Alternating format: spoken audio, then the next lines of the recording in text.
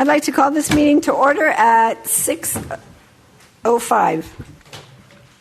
Thank you for coming. We'll start off with roll call.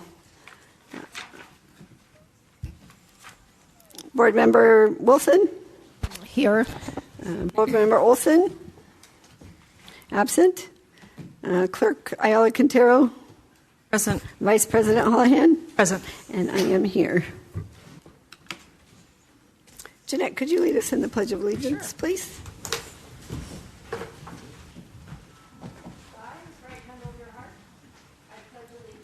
To the flag of the United States of America and to the republic for which it stands, one nation, under God, indivisible, with liberty and justice for all.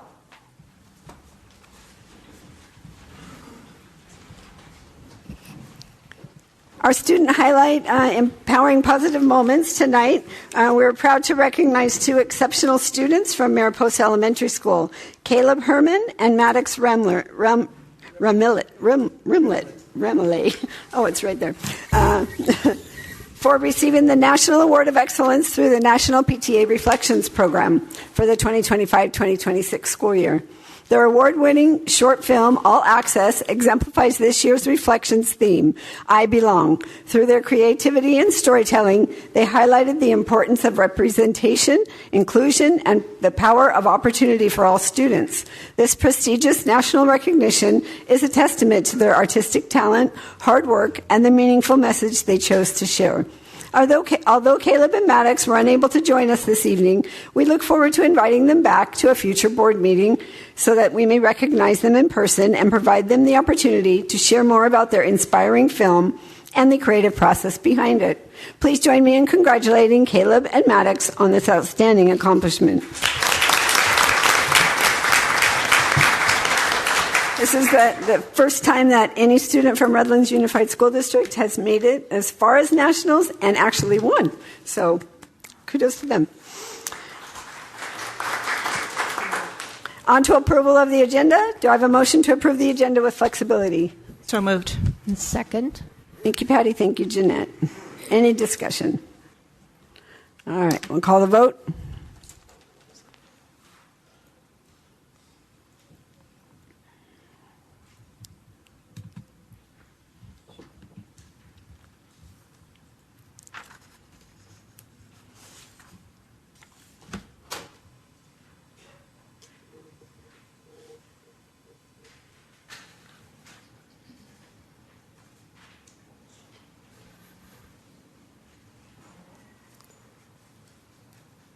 Motion carried. 4 ayes and 1 absent vote. Mrs. Olson. We have a motion to approve the minutes of May 12th, 2026 board meeting. So moved. I'll second. Any discussion? I'll call the vote.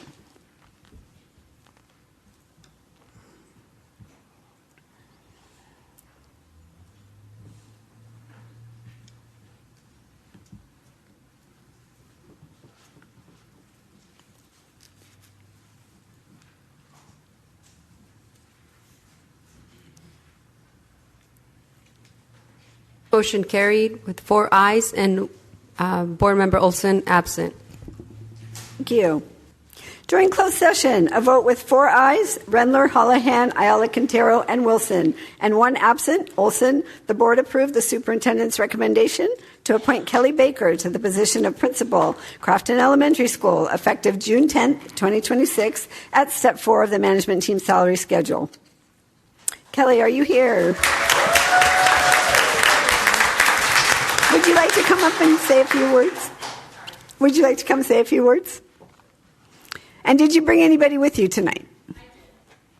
I have my mother, Bev Cornell. I have my sister, Molly O'Day, and my oldest daughter, Jaden Baker. And welcome. Thank you. And I just want to say thank you so much for this opportunity. I really appreciate it, and I'm looking forward to the next steps with Crafton and making sure that we kind of take on our next adventures, and we're going to do amazing. Great. So, thank you. And welcome.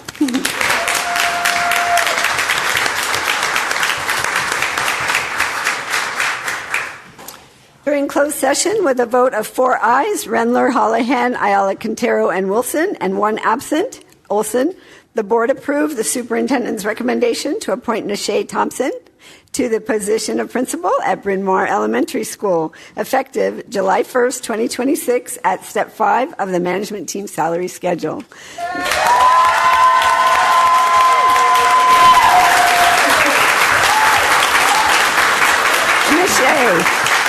Nashay, who did you bring with you tonight?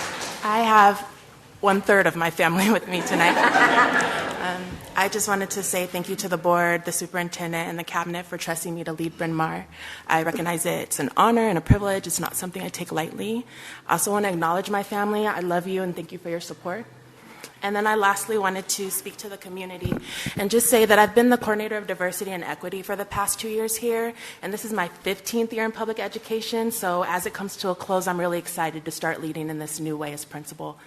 I look forward to learning about everyone at Bryn Mawr and being part of all the wonderful things that are going on there. Thanks again.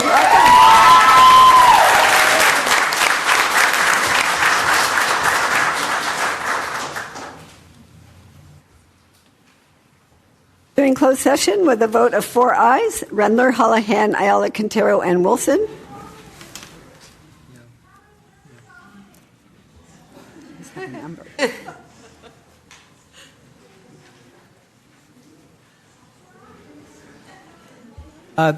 Point of clarification, just want to let the audience know we're going to work out how this announcement needs to go. So it might take us a moment. So I'm going to call time out really quick.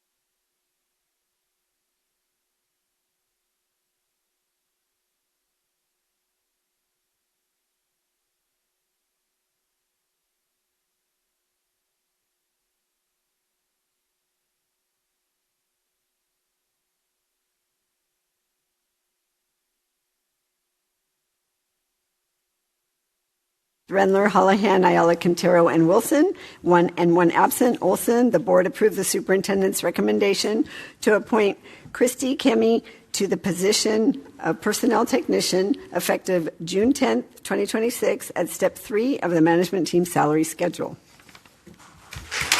Christy, are you here? have with you tonight?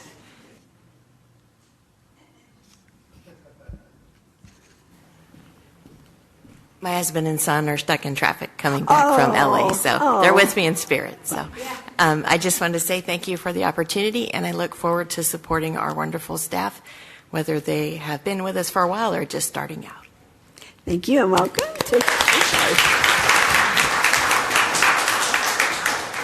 During closed session, with a vote of 4 ayes, Rendler, Holohan, Ayala, Quintero, and Wilson, and 1 absent, Olson, the board approved the superintendent's recommendation to finalize the release of 2025-2026 employee 2025-2026-11 from their current administrative position and reassign them to the position of RISE E-Academy teacher pursuant to the Education Code Section 44951, effective July 1, 2026, and direct the superintendent or designee to send out the appropriate legal notices. During closed session, with a vote of 4 ayes, Rendler, Holohan, Ayala, Quintero, and Wilson, and 1 absent, Olson, the board approved the superintendent's recommendation to finalize the release of employee 2025-2026-12 from their current administrative position and reassign them to the position of elementary teacher pursuant to Ed Code Section 44951, effective July 1, 2026, and direct the superintendent or designee to send out appropriate legal notices.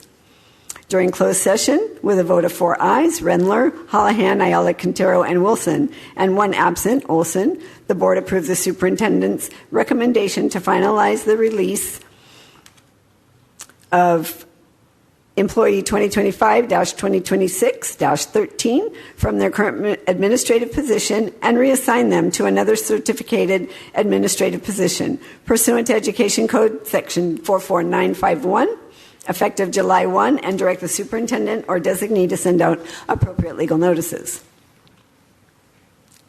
On to presentations. Tonight we have Dan Jimenez presenting. Dan, are you ready?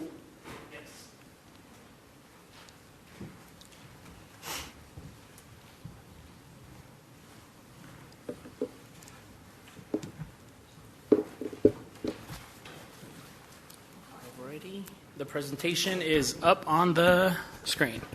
All right, good evening, President Rendler, board members, Superintendent Cabral, and Cabinet.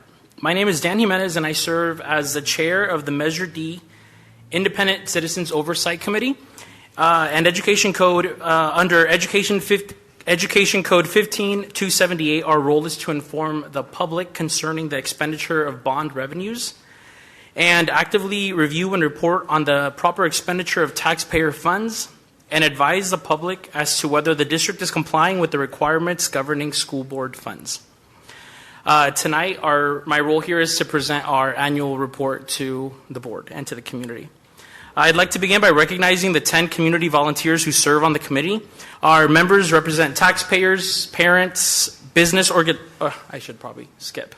Okay. Our members represent taxpayers, parents, business organizations, senior citizens, and community members at large. I appreciate their willingness to dedicate their time and expertise and their perspective and services to our community. On the screen, you can see a member of the 10 members of the committee and what their role in representing the community is on the ICOC. Measure D information, it was approved by the Redlands Unified Voters in November of 2024 and authorized up to $500 million in bond funding to modernize and improve aging facilities throughout the district. The measure was designed to address critical infrastructure needs, improve student safety, modernize learning environments, and ensure our schools remain safe and functional for future generations. Since implementation began in 2025, more than $26 million have already been invested in completed projects throughout the district, with additional projects currently underway. This, you can see, is the first Series A of the bond measure that has been distributed. And on this slide, you can see the $26 million in completed projects that have been done across the district. They include roofing improvements, infrastructure upgrades, safety enhancements, and other facility modernization efforts that are already making a clear and visible impact across the schools in our district. Throughout the year, the committee has been meeting regularly with district staff. We've reviewed and received project updates, examined expenditures, reviewed the district's master planning efforts, and fulfilled our oversight responsibilities as required by law. All committee agendas, minutes, audits, presentations, and supporting documents are available on the district's website for public review for anybody in the community that is interested in seeing them. And most importantly for tonight's annual report is that we go through our statement of compliance, which I will read at this time. In accordance with Education Code 15280B, the Independent Citizens Oversight Committee has reviewed and certified the 2025 financial and performance audits by Ed Bailey. The ICOC reviewed the 2025-2026 annual expenditures provided by district staff and have attended meetings on October 16th, 2025, February 19th, 2026, and May 14th, 2026. All committee agendas, minutes, presentations, bylaws, and audits are posted on the district's website. On behalf of the Independent Citizens Oversight Committee, I would like to thank you for your time this evening, and I would be happy to answer any questions. I just have a comment. Yes, ma'am. Having been on Measure D's, well, not Measure D, but measures in the past for Oversight Committee, I thank you, and I thank any committee members who are here tonight, if there are any. Maybe they might want to stand, or maybe you're alone. I don't think I saw anybody in the crowd. Well, would you congratulate them and tell them thank you for the time that they put into this, and to yourself as well? Yes. Thank you. Thank you. I'll just reiterate what she said. After being on an oversight committee for several years, it's a lot of work, and you guys put a lot of effort into what you need to do, so appreciate it. All right. Well, thank you for your time. Have a good night. Thank you.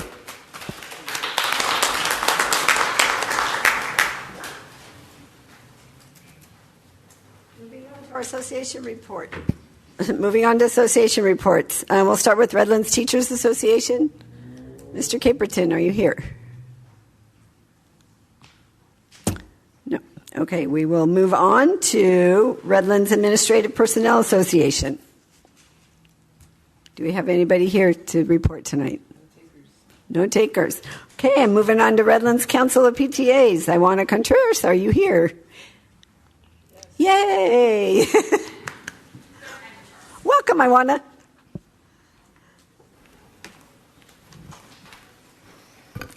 Hello, thank you so much for having me.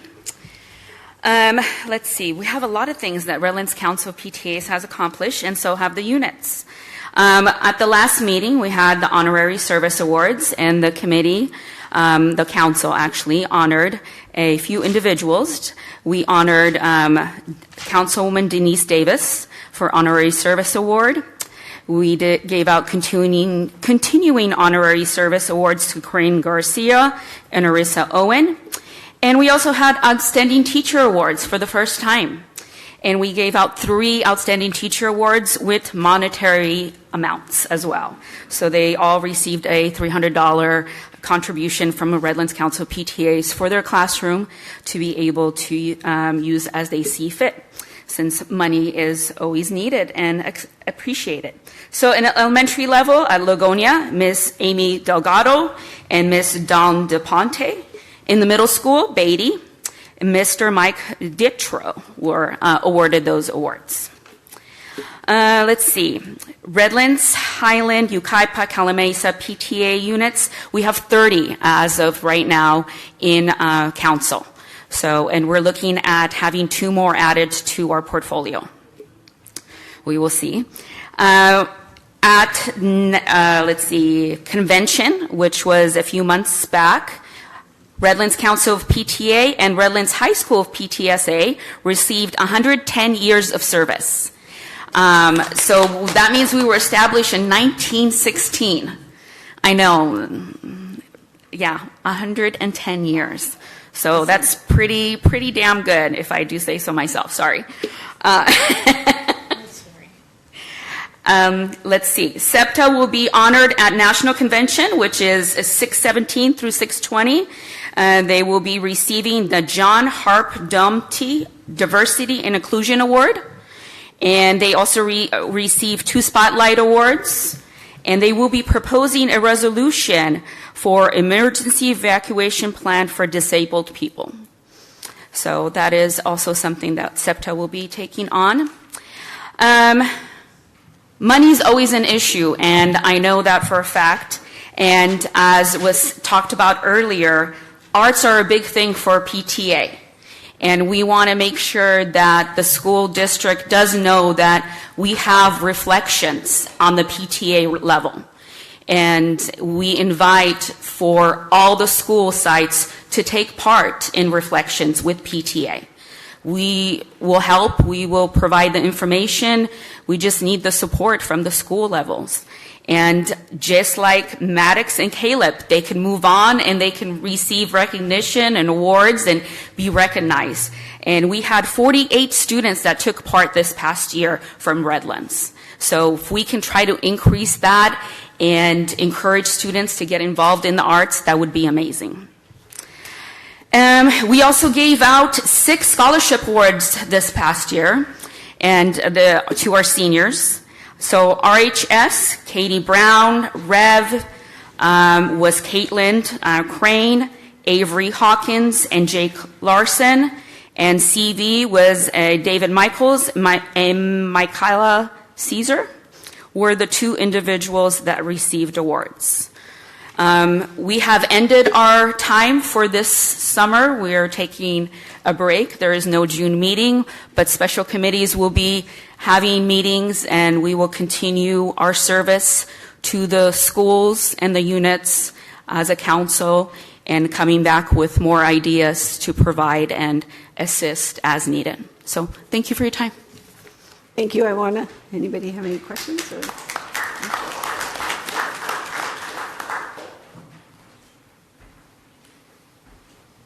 On to public participation, public hearing. Public hearing is open regarding Redlands Unified School District's 2026-2027 Local Control Accountability Plan, LCAP. Is there anyone here wishing to speak? All right. The hearing is now closed. Oh, there is one. Yes, come up. Sorry, Catherine. Okay. Did not see you. I didn't know how you wanted us to respond to that, so that's on me. Is there a time limit for the public hearing? 3 minutes, I'm awesome. sorry. No, that's okay. I just wanted to make sure. So I have to apologize for the committee that put together the LCAP because it was a long document, and I will admit that I didn't read all of it, but I did read through the actions because that's where the heart of it lies. And there were several things there that, while this board is not responsible for creating the LCAP, you are responsible for approving it. You are also responsible for taking the district's recommendations for funding. Actions 1.4 and 1.5, which deal with comprehensive school counseling programs, states that it will provide staffing. For example, counselors, program specialists, support staff. But part of the budget this year was cutting counselors. And you approved that. I know it was a district recommendation, but you approved that. The LCAP is a community-based document. This is what our community has said they would like. This is what the goals have been written to be. And I'm, quite frankly, tired of a district and a board that creates an LCAP that's not reflective of our current and future budget needs. And so I'd like to ask for one of 2 things. Either cut that stuff from the LCAP. If we can't fund it, it shouldn't be in there. Or perhaps a directive is given to fiscal services that we don't cut any positions explicitly stated, even as an EG, in any of the LCAP options. Find other places to balance our budget at. Because right now, your LCAP priorities and actions don't match the decisions that were made for the budget this year. And it's reflective elsewhere. It's reflective in Action 2.3, which is tiered literacy supports, which states by providing sites with supports for school libraries, well-resourced libraries, and knowledgeable staff. Funny that also part of the budget this year was cutting library staff at elementaries when studies, and I apologize for not having them ready right now, but I will send them to you, state that it is easier to improve literacy in younger readers than it is when they are older. I also asked, when you were drafting, to make sure that the complaints concerning library or media center materials had something in it that provided funding for materials that are removed out of the libraries so that our libraries don't suffer in a lack of materials. And nothing was added. Again, your priority with your budget doesn't match the LCAP action items here and the goals. And I am really just asking this board to take to heart when you are making decisions 6 months from now, 9 months from now, that you look at that and you go, the LCAP said this. We understand this is a district recommendation, but it doesn't match what we prioritized for LCAP. Because the discrepancy is there for all of us to see and for all of us to go back and look at and see. Thank you. Thank you, Catherine. Anybody else wishing to speak on the LCAP hearing? Okay. The hearing is now closed. The public hearing is open for Redlands Unified School District's 2026-2027 annual budget presentation. Kirtan Shah, Director of Fiscal Services. Is there anyone here wishing to speak on the annual budget presentation? Okay, the hearing is now closed. All right, public hearing is open regarding Redlands Unified School District's 2026-2027 balances in excess of minimum reserve requirements as included in the annual budget. Is there anybody here wishing to speak on this? All right, the hearing is now closed. Now it's time for community input, public participation for agendized items. The Board of Education values the perspectives and participation of our community members. Public comment provides an important opportunity for individuals to share their views on district matters. The board encourages comments, feedback, and input from all voices in the community, including those who may have differing opinions and perspectives. The California Office of the Attorney General asked us to share that in their view, matters pertaining to specific identifiable students or any group of students should remain private to the extent possible. If you have a complaint about an employee or a student matter, please utilize the appropriate complaint procedure. Contact Dr. Rudy Wilson, Assistant Superintendent of Compliance, who can assist you with filing any such complaint. As a reminder, not all speech is free from consequences, and since this is the board's meeting in public, where minors may be present, we encourage all participants to conduct themselves in a civilized, non-threatening manner. Thank you for your cooperation and for contributing to a civil and student-focused discussion. Members of the public may address the board on matters within its jurisdiction by submitting a completed registration card to the clerk or designated staff member prior to the start of public comments on agenda items. When called, speakers may proceed to the podium, state their name and trustee area, and speak for the allotted time. The amount of time will be announced by the board president before the first speaker begins and will not exceed 3 minutes. How many speakers do we have? 9. 9. Okay, we're going to do 3 minutes each. So who are the first speakers? Janet Grenda, followed by Sahid Ahmed, and then Carol Beswick. Welcome, Janet. Thank you. My name is Janet Grenda. I'm approximately a 40-year resident of Redlands. I currently live in Trustee Area 1. Thank you, Ms. Holohan, for your representation as well as the other board members. I am also the principal owner of a company, Statistical Research, here in Redlands, and we are neighbors to Orangewood High School, and I hope we are good neighbors. This evening, I am here in my capacity as a board member and the past board chair for the YMCA of the East Valley. More specifically, I was the board chair when the YMCA first took on the ACES program for RUSD. I want to address item 14F regarding the approval of the YMCA's agreement to provide after-school programs for only a 1-year term. I am offering some historical context because I believe that matters in understanding why so many of us are concerned by the current recommendation to treat the YMCA differently from the other provider. When the YMCA first took on this contract, it was in response to a desperate need from the district following a difficult transition from another after-school provider.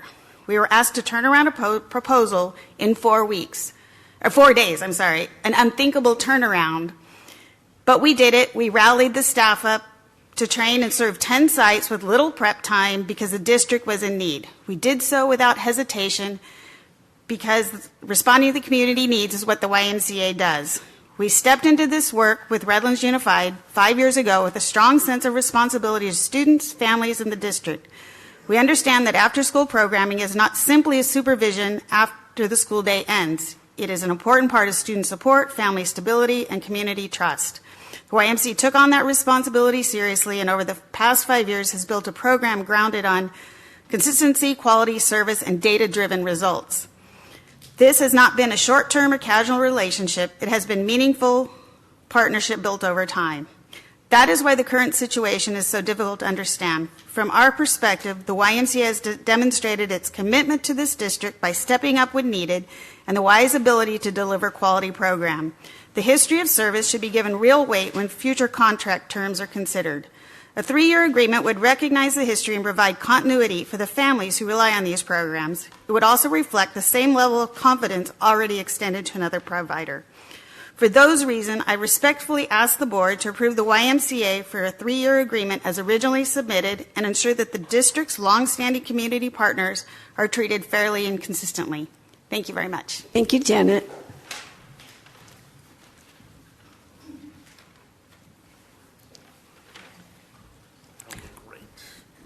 Welcome, Saeed.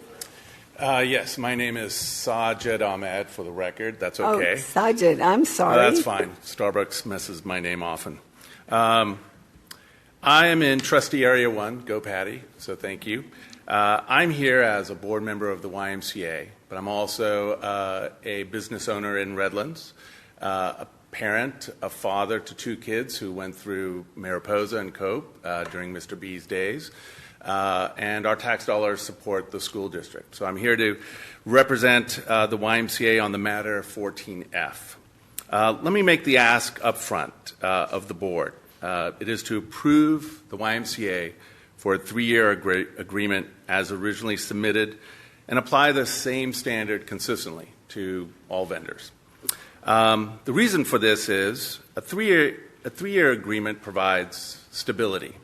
A 3-year agreement provides programming stability, stability for staff.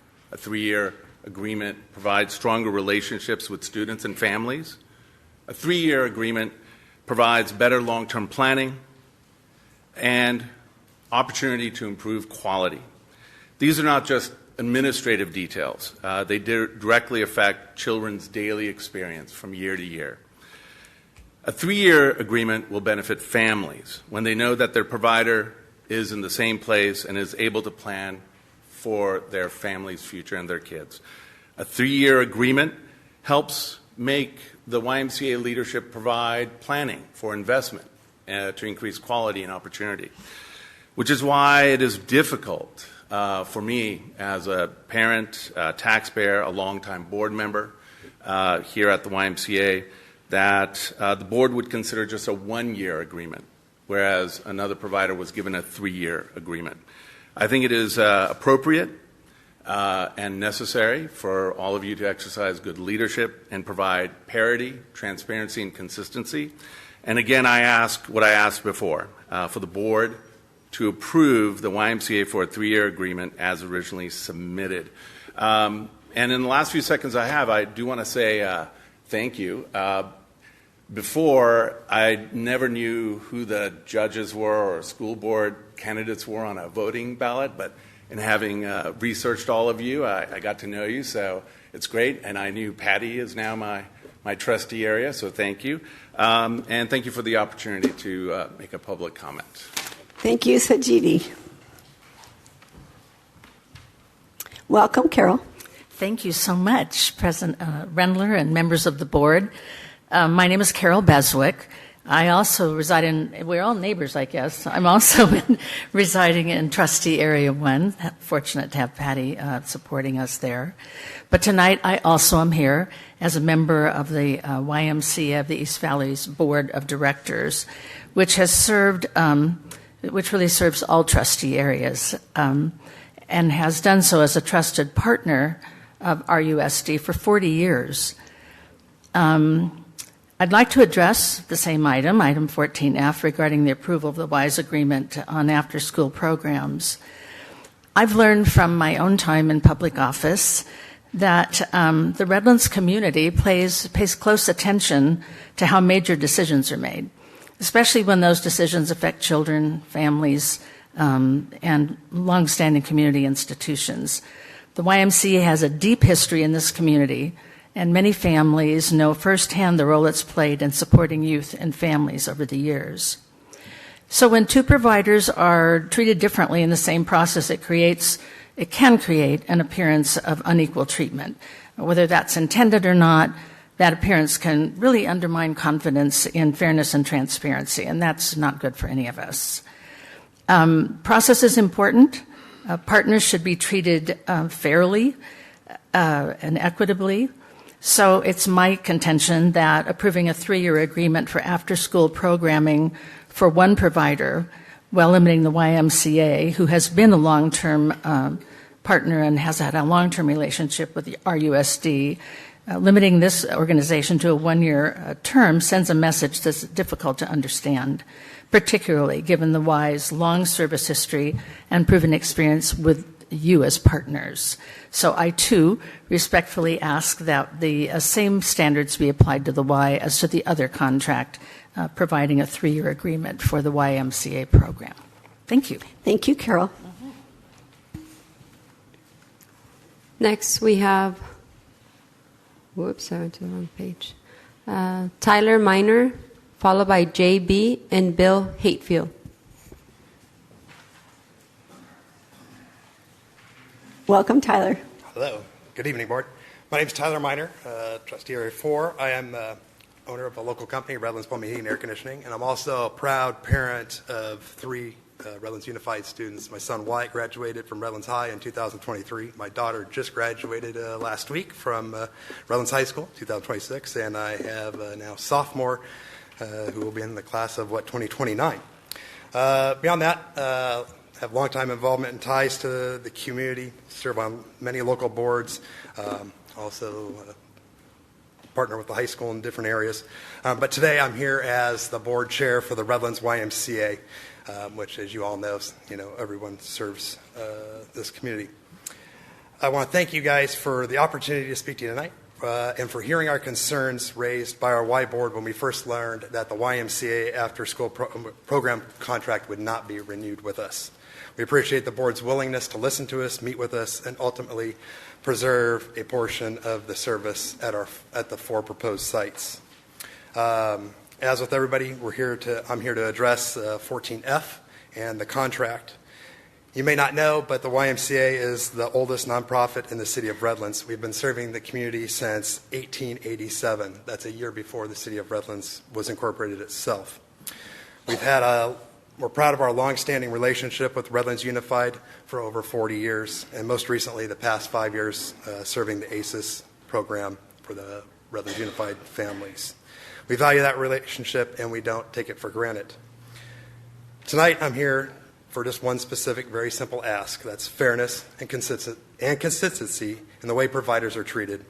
After the district approved a 3-year agreement for another provider, the YMCA submitted a 3-year proposal for the 4 sites that we were asked to continue to serve. We were then directed to revise that proposal to a 1-year term. That difference in treatment is difficult to understand, particularly given the YMCA's long service record, performance, and community partnership. A 3-year agreement provides stability for students, family, staff, and program quality. If that level of stability is appropriate for one provider, it should be appropriate for the YMCA as well. For those reasons, as well as everybody here has spoken, I here to ask to revise the term from 1 year to a 3-year agreement based on the same services provided by based on, I'm sorry, 3-year agreement on the same basis as the other provider. Thank you. Thank you, Tyler. You're not going to go? Okay. Moving on. Wait. I guess I can't count. Welcome, Bill. My name's Bill Hatfield, and I live in Trustee Area 1, I understand. And I'm here in my capacity as a board member, as a past chairman of the board, and also as a proud second-generation Redlands School District. My parents both graduated from Redlands High School. I've graduated from Redlands High School, and my 2 daughters have. So I think the last time I was here helping get a bond issue started for the school district. And so it's fun to be back. I, too, am here on item 14F. And I would just like to remind you that, as the others have said, we've been serving Redlands at the YMCA since 1887. Right now, across San Bernardino County, we currently operate 53 ACEs, ELOP, and licensed child care sites. So serving families and kids across a broad range of ages, demographics, and programs. We have a strong record, and we continue to back it up with extensive qualified data. That experience means that the Y has a proven infrastructure. We have trained staff and accountability and measurable results. It also means that our work should be evaluated in the open and under the same standards as other people. For that reason, it's difficult to reconcile why the YMCA, an organization with a demonstrated track record in this district and throughout the region, would be held to a different contract standard than another provider. The request for a 1-year agreement when a 3-year was approved elsewhere makes no sense to me. The longer contract supports sound planning, staffing continuity, sustained program. If we're going to get the best people to work this program and take care of the kids of Redlands School District, we need to be able to tell them they've got a job for 2 and 3 years, not just for 1. For those reasons, I respectfully ask the board to revise the 1-year term slated in 14F and approve the YMCA for a 3-year term. And thank you all for all that you do. I can't imagine doing this every month, month after month, and we really do appreciate it. Thank you. Thank you, Bill. Next, we have Char Burgess, followed by Catherine Appleby and Shelley Stockton. Good evening. I'm Char Burgess. Welcome, Char. I'm also Trustee Area 1, but here this evening in my capacity as a board member and past board chair of the YMCA of the East Valley, which services all the trustee areas. I'm also the retired Vice President and Dean of Student Life at the University of Redlands. I want to address item 14F as the others have done, but I want to speak specifically from the standpoint of governance, process, and public accountability. When public agencies make significant provider decisions, especially decisions affecting children, families, and continuity of services, those decisions should be grounded in clear criteria, transparent communication, and a consistent process. This is not only good practice, it's really essential to maintaining public confidence, and I know all of you understand that. What concerns me here is not only the recommendation itself, but the process that appears to have produced it. When one provider is approved for a 3-year term and another provider with a long local track record is asked to revise its proposal to 1 year, it creates an appearance that different standards are being applied. That is a concern because public decision-making should be understandable, defensible, and consistent. If there are performance-based reasons for differing treatment, those reasons should be clear and substantiated. The district should be cautious about adopting terms that appear uneven. I would also encourage the district moving forward to consider best practices for evaluating provider performance and communicating process expectations, including the use of transparent criteria and structured selection methods when provider changes are contemplated. This is bigger than one contract. It's about whether the process reflects fairness, consistency, and sound governance. And I, too, would respectfully ask the board to approve the YMCA for a 3-year agreement in alignment with the standard applied to the other provider. And I, too, would thank you for all the work you do. Thanks. Thank you, Shar.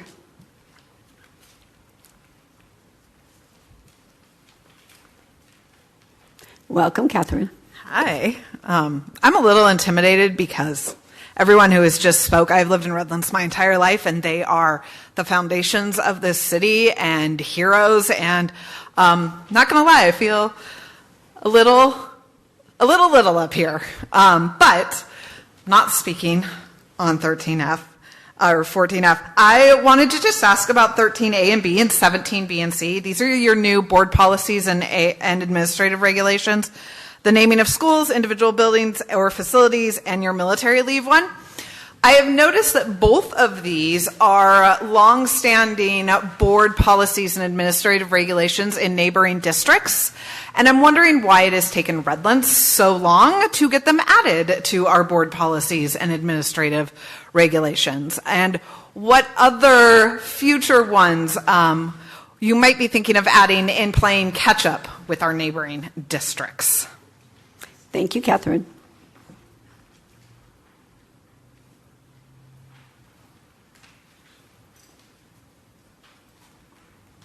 Welcome, Shelley. Good evening, everyone. My name is Shelley Stockton. I'm also trustee Area 1. I'm a proud alumna of Smiley, Cope, and Redlands High School, as is my father behind me. I'm speaking this evening also in my capacity as a board member and past board chair of the YMCA of the East Valley. And my day job is at the University of Redlands as Director of Strategic Partnerships and Community Engagement. I also want to address item 14F regarding the YMCA's after-school agreement from the standpoint of governance, consistency, and the practical impact on students and families. When public agencies make significant provider decisions, especially decisions affecting children, families, and continuity of services, the decisions need to be grounded in clear criteria, transparent communication, and a consistent process. Muddled transparency erodes public confidence and trust. A 3-year agreement matters because, as others before me have said, stability matters. It provides staffing, continuity, stronger relationships with families, better planning, and most importantly, more consistent program quality for the students affected. When one provider is approved for a 3-year term and the YMCA is asked to revise its proposal to 1 year, it creates the appearance that different standards are being applied. This is especially difficult to understand given the Y's long history in this community. The YMCA has demonstrated its commitment to this district, its capacity to serve, and its willingness to continue to partner in good faith. If a 3-year agreement is appropriate for one provider, the same standards should apply to the YMCA. I respectfully ask the board to approve the YMCA for a 3-year agreement as originally submitted and apply the same standard consistently. Thank you very much. Thank you, Shelley. That was our last one.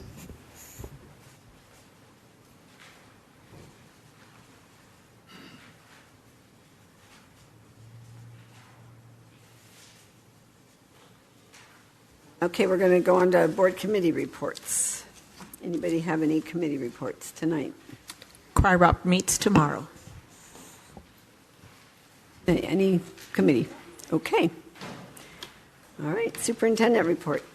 Mr. Cabral, do you have anything to report? Yes, I actually have 2 items. I know we have one listed in the agenda. That is listed specifically because we, as a board, had an agreement on the resolution for the 250th anniversary of the United States of America. And I want to commend the board for the work that you all did that evening to have a resolution drafted. The final version, which took into account everybody's input and edits, is what's provided for the public this evening. It is not always typical for a resolution to be drafted in that way. Many times a resolution is brought forward to the board, is made public, and then is voted on and then passes and the public has access to it. This was a little bit different because we were able to edit it here in live in person. And so this resolution, what we're excited about, is now available for the public through the attachment. If you had the opportunity to participate in several of our celebrations at the end of the school year, you see kind of a preview of what this resolution is going to provide at our sites come this fall and the first semester. We had many of our schools celebrate America through assemblies and through presentations that they invited guests to speak, highlighting one of the highlights was having Senator Ochoa Bo address our students over at Mariposa the last week of school, or second to the last week of school. And so I just wanted to make this an item to make it clear and to give everybody a chance to see the final copy of the resolution. The second item that I have is a very public article that was I think it was in several different papers. I still call it a paper. I'm still old school. I do read it online, though. And I'm very excited about the Year 2 report provided by the Office of the Attorney General, which was overwhelmingly positive. We are substantially compliant, which is the highest rating possible in all paragraphs but paragraph 2. Last year, if you remember, we were substantially compliant in 61 of 63 paragraphs. Now we just completed our second year of mandates. They came to us in June of 2024, and I'm very proud of the team, of the entire staff, all of our district, that we are substantially compliant. I want to say thank you to Dr. Rudy Wilson specifically and his leadership in the compliance department, along with his team, Dr. Michelle Leonards, Ms. Rachel Malatesta, and Ms. Jen Hosch, who work every day to make sure that every case that comes in is investigated thoroughly and that it follows the process. We also must thank all of our principals, vice principals, assistant principals, managers, teachers, and classified staff, because it takes all of us the amount of training that we've had to experience, not only annual trainings, but all of our staff participate in micro trainings on a monthly basis. It is a lot of work. It is a layer that simply does not exist in most districts, and we not only are substantially compliant, but we're also making sure that our kids have what they need academically. And so I'm very proud of the work we've done. We will have a full presentation to the board, probably the first meeting that we get back in school, so that we can ensure that our parents and our families are back from their vacations so that they can hear a thorough report about the Year 2 report that the Office of the Attorney General just gave us. They made it very clear that we are on track to be substantially compliant in all areas by Year 3, and that's out of a 5-year judgment. Any questions?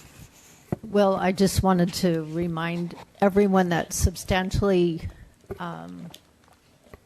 compliant is the highest level. Yes, that's correct. It's the highest rating possible.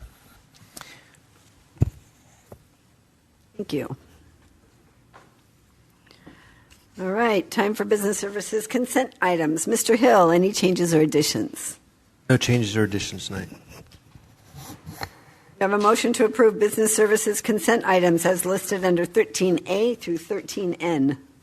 So moved. Second. I'll second. move. Oh, Melissa? Okay. Thank you. Thank you, Patty. Thank you, Melissa. Any discussion?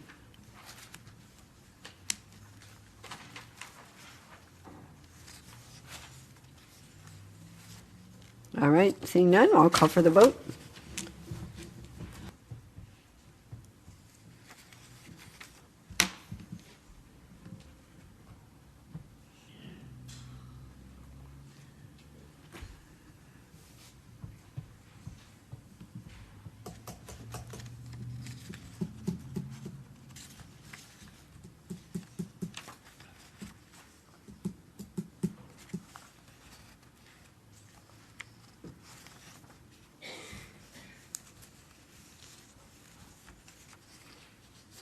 And I apologize, that should have said listed under 12A through 12N.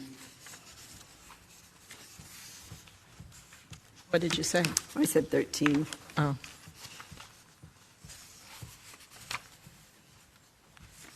Do we need to revote, or are we good? I made the edit on the agenda.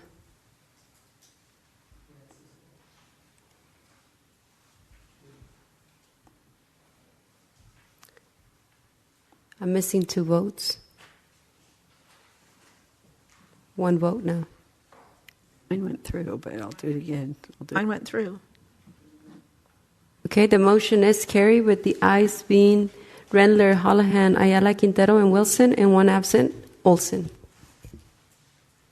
Thank you. Now for business services action items. Mr. Hill, any changes or additions?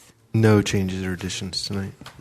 Is there a motion to approve new board policy 7310, naming of schools, individual buildings, or facilities? I will make a motion for this one. Second. You, Patty. Any discussion?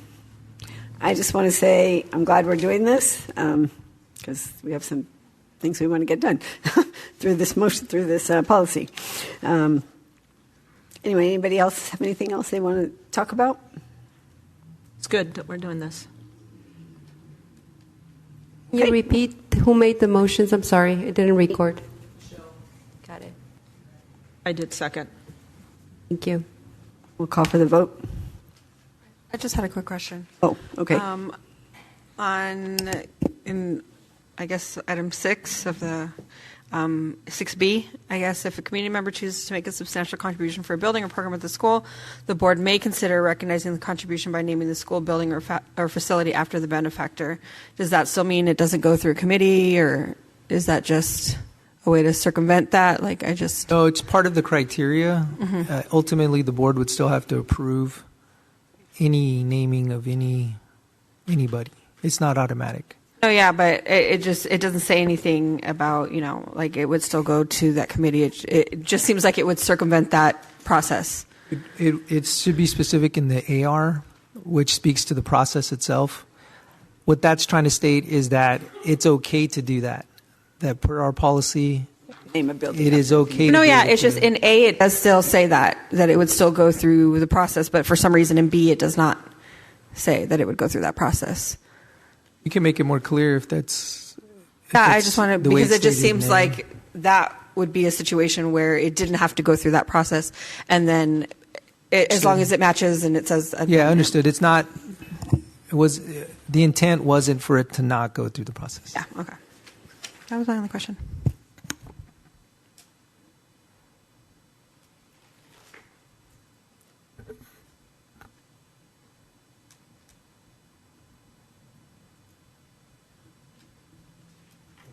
On the vote? We already did. I didn't hear that one.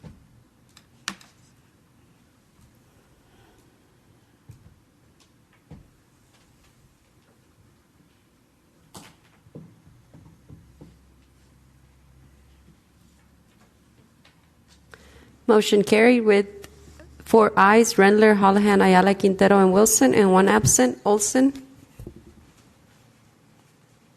Is there a motion to approve new administrative regulation 7310, naming of schools, individual building, or facilities? So moved. Backwards. Did you get that? Okay. Any discussion on this part? All right, I'll call for the vote.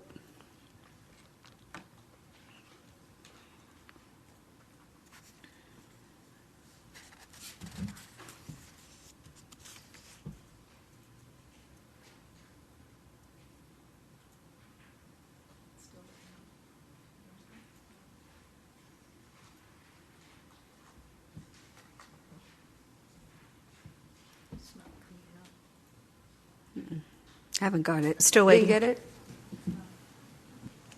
it? I just resent it.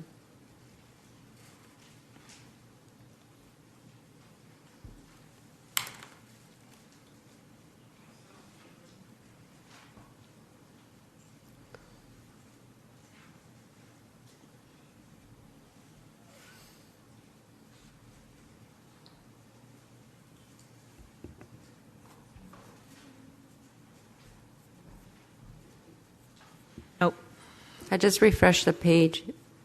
I sent it 3 times.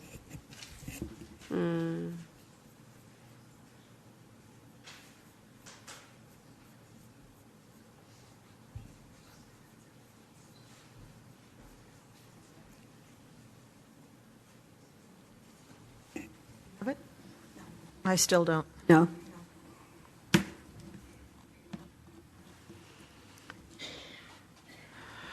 I've refreshed too, and it's not.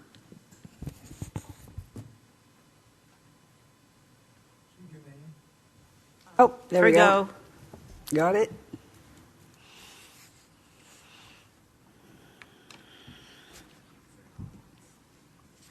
Motion carried with the 4 ayes, Rendler, Holohan, Ayala, Quintero, and Wilson, and 1 absent vote, Olson. Right. On to consent items under educational services. Mrs. Buckmiller, do you have any changes or additions? Not tonight, thank you. I have a motion to approve educational services consent items as listed under 14A through 14J. I will move approval pulling item F, please. A second. For a separate vote, please. Thank you, Patty. Thank you, Melissa. Motion has been made to approve items under 14A through 14J, pulling 14F. Any discussion? For separate vote. Any discussion? Yeah, happy to see all our students going to camp over the summer and getting ready for choir and cheer, and that's good. Okay, let's call for the vote.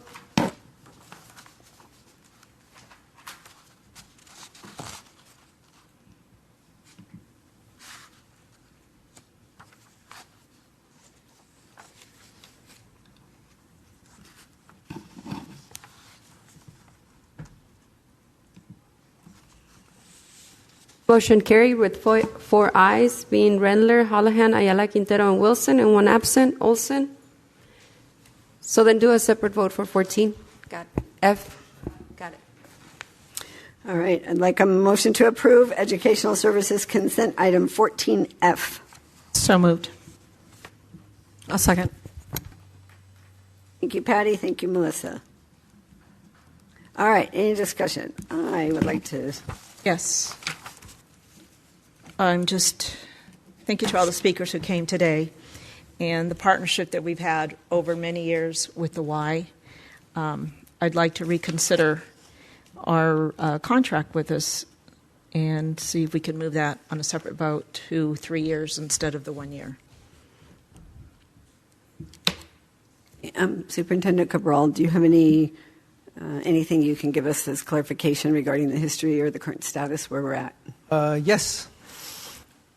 First, I take full responsibility for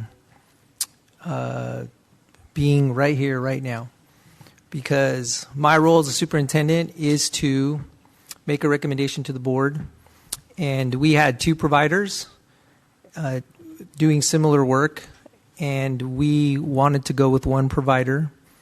And after assessing who we wanted to go forward with, I made a recommendation to the board that we choose 1 provider.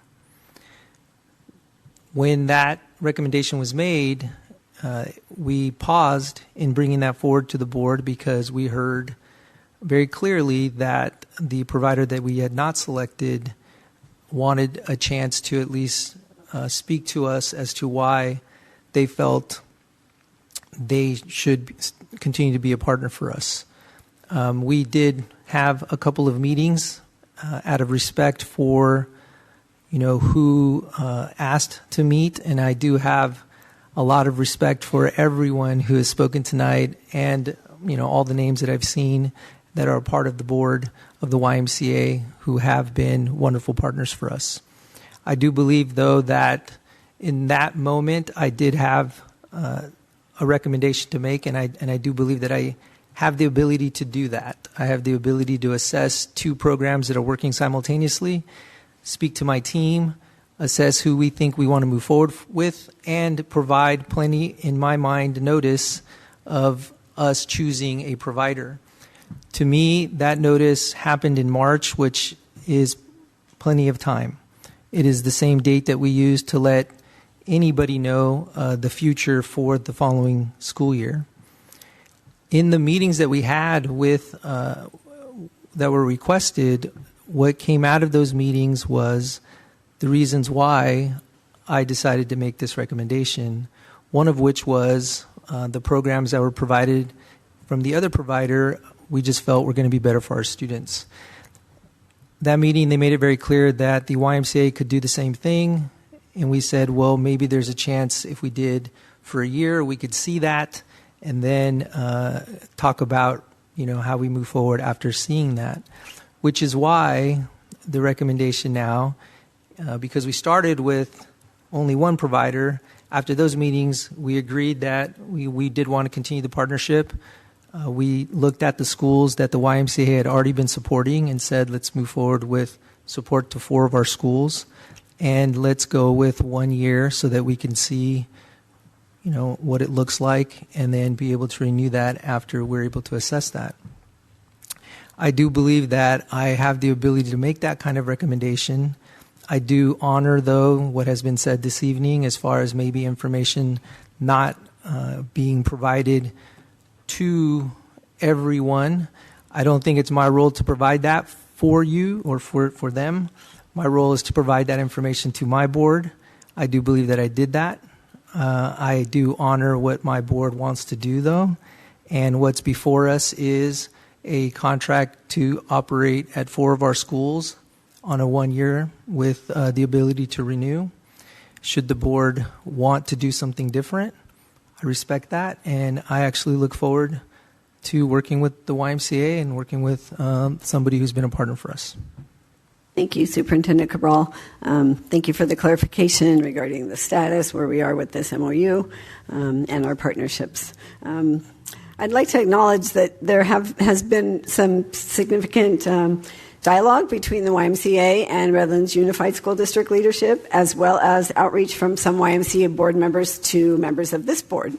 I'm grateful that now we have an opportunity to discuss this collectively and transparently.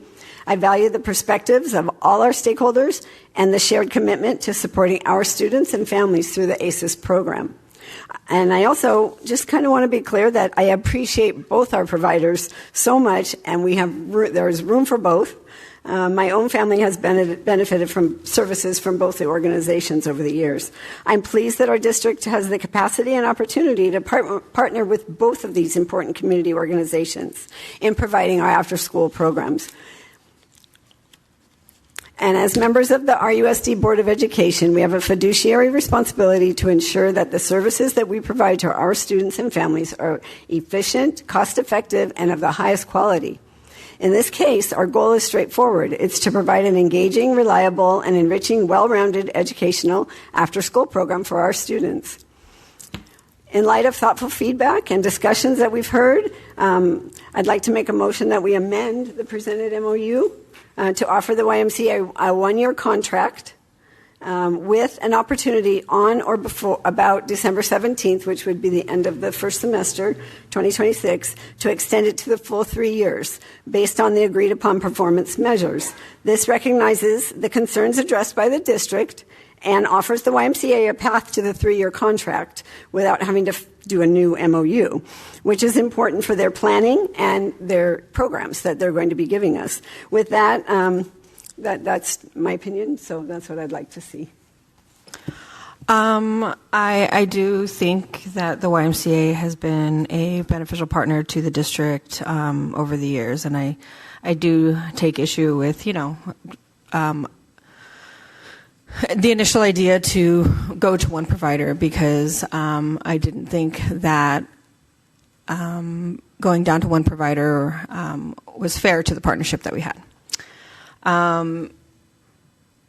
And I understand that they weren't, while they are both providers to our after-school care, to our programs, our ACES program, I don't think that they, I support the superintendent in his recommendation to try 1 year. However, I do think in the interest for continuity for staff, especially in the in trying to revamp an entire program. And, in doing that in 1 year, I don't know that that's necessarily fair to the YMCA, in revamping an entire program just for 1 year. So I'm going to say my recommendation is to do it for 2, they'll need some time to get it off the ground, to, get it in place. And I think it would be unfair to evaluate the Y after only 1 year. So my suggestion would be 2. And if we wanted to at some point, extend it after that, I believe that's another conversation. But I don't know that I don't want to say that it would be only fair to do the 3 because I don't think there was a reason for this decision, and I don't think both providers were providing the same services. So I think there was a reason we went and extended one and not the other. But I do want to be fair to our partnership. So my recommendation is 2.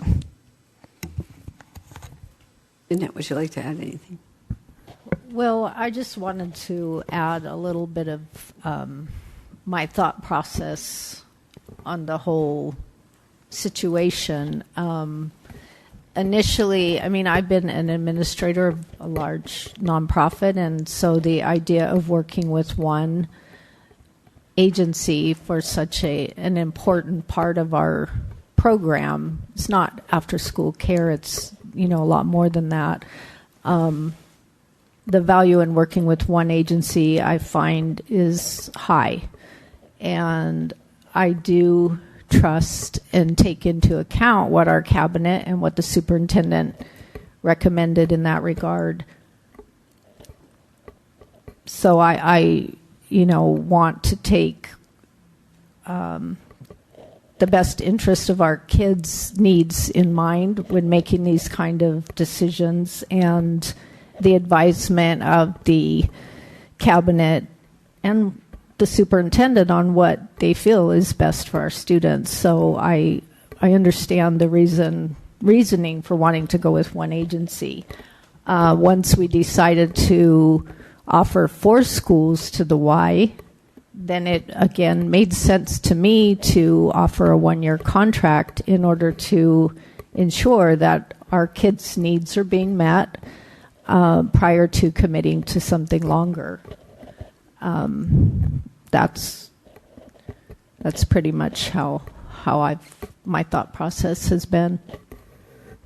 Okay, I made a motion to do the 1-year contract with a 6-month, which would be December 17th, 2026, evaluation of how the things were going, the programs, how everything was going according to the criteria that the district will set out with the Y. And then go from there and just turn it into the 3-year from there, so they don't have to redo another contract. Just extend that one. I don't know that a mid-year evaluation is fair, though. That's why I suggested 2, because I figure it's going to take time. Would you like to see evaluation at the end of the first year? Would that? I would. I would in an effort to extend it beyond that, but I think only going with the 1 year isn't really beneficial to anybody.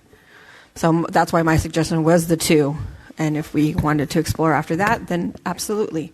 I do think we should at some point have a check-in after, the year 1, to see if there need to be any changes, amendments, recommendations. But I don't know that basing a contract on, a mid-year review would be, beneficial to anybody. What about doing the review at the end of the school year? And then giving it the full extension so they get the additional 2 years after the first, instead of having to say you have one contract and then now you have to do another MOU, start over. I think my only thought process behind this was it would be like what we do with our superintendent's contract. Upon a satisfactory evaluation, it gets extended by a year. I'd be comfortable with that. So that's why I would suggest the 2. But I have a question, or a comment actually, Mr. Cabral. So how has it been in the past with check-ins with the Y? What did we do? What was our process? Or did we have one? It's been different than what it's going to look like next school year, because we had a middle person, I guess we could call it, because Rep really was overseeing and was a direct contact with the Y. And then we had somebody who was working directly for REP, but was employed by us, who was sort of the middle person. So I would say regular check-ins. Regular meaning monthly, quarterly? Well, I've said, and just to be very clear, because I've said this several times, and I've said it to the director of Y, there's never been it's not been a problem of like complaints against the YMCA, or we've not, had a situation where they have not done a good job. And I made that very clear with the board members of the Y that I had a chance to meet with. And so I would say regular check-ins were positive. So based on what you said just now, I would like to see the 3-year contract with maybe biannual check-ins as needed. I would say just as a process, part of what I've heard a lot through this situation is that there wasn't enough time given, and that there wasn't transparency, I think was said also. But if we talk about year to year, you're not going to want to make a decision in May or June, because if it's not renewed, then you're giving practically no notice. And so that's what I think, if we're talking about assessments, regular check-ins, you still need to make a decision by, I like to use March. That wasn't too favorable, but any sooner is better than later. And as far as being able to assess a program and whether or not they're meeting our needs, do I think that we could do that by December? Yes, because it's a daily program, and we're either going to be, seeing what we've laid out as an expectation or not. I don't know that that's too early, but January would be just as good. I just don't want to get caught where we're trying to make a decision that then we're letting folks know when it's too late. And just to clarify the process, what we have before us is a contract for 1 year. Anything different, we would we'd have to agree as a board, and then be able to bring that back with a specific amount of time that we agree on. And so if we're going to take action tonight, it would be a modification of the 1 year, or an agreement that we want to see it as a 3-year, and let's bring it to the board as a 3-year with the agreement being made tonight, that kind of thing. I would just suggest that, I understand you're asking for a 1 year, they're asking for a 3-year, that's why I suggested splitting the difference. But, I don't know. Well, and regardless of what we decide on this issue, I wanted to add that I think we've talked about it before, but wanting to make sure that there will be clear-cut evaluations, so to speak, on both programs, with feedback given on areas that could use some tweaking to serve our students the best that we can for what the district and the board goals are. So that needs to be a part of whatever we decide. Yeah, that's what we discussed. I think we're talking about some kind of evaluations. My only reason for saying the 1 year and then with the extension is because you could have evaluations you could have check-ins, not evaluations, but like a check-in every month, right? To see how everything's going, and if anything needs to be changed, and if they're not happy with something, we need something, da-da-da. And then at the 6-month mark, which is the end of the first semester, you could say, okay, things are going well now, this is good, we're just going to extend the contract for the rest of the 3 years. And that helps with the planning, that helps with... It doesn't help fiscally because they have to budget. So in order to budget, how do you look at just with us, with our staff that we do? Are the employees who are working for them now going to say, oh, this is only for 6 months and it doesn't go? Well, no, because they would still be working through the end of the school year. We would evaluate it in December. Is it something we want to continue? I get that. It would be for the year, but still it would be like, well, maybe I have a job this year, but I don't have a job for year 2 or year 3. So giving them some kind of continuity to be able to go and say it's this many years, you're good to go. That's my opinion.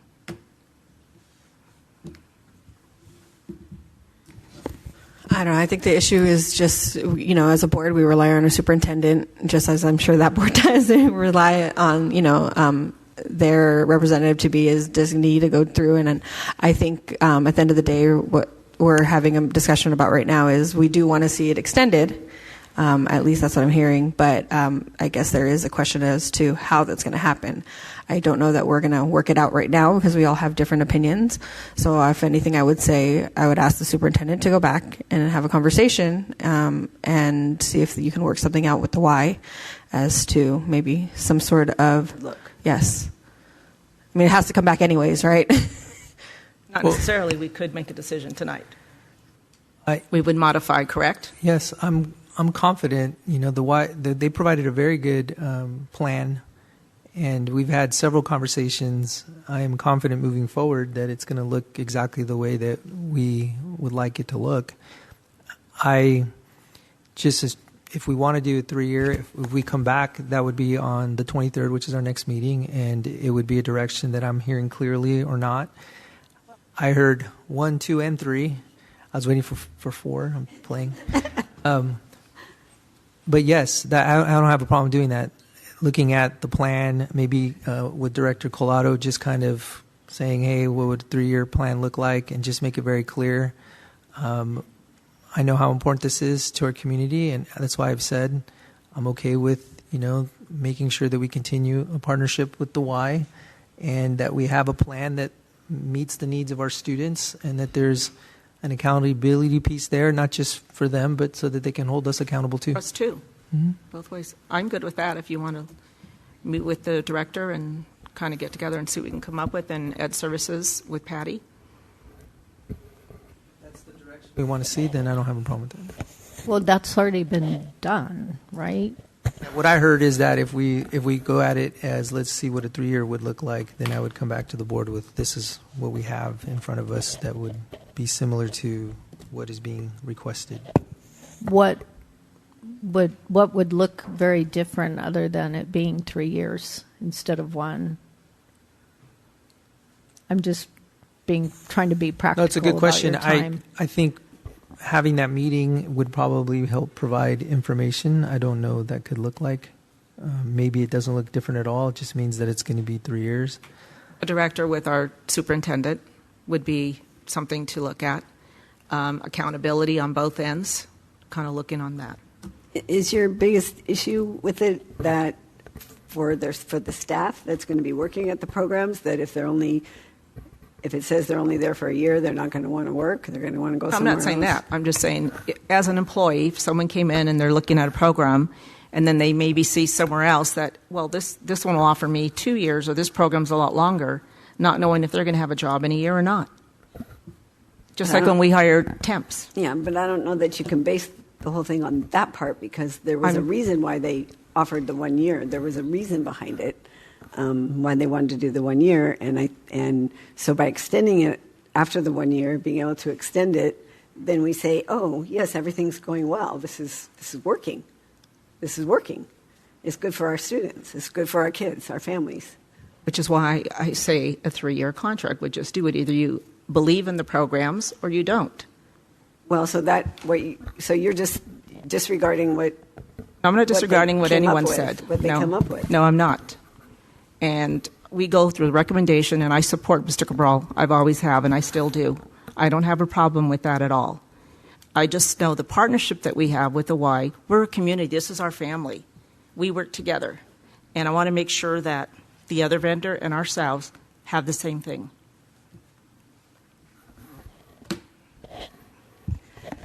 Well, and what I'm saying is I feel the decision to first of all, go with one program and then change course some to offer schools to the Y with increased services.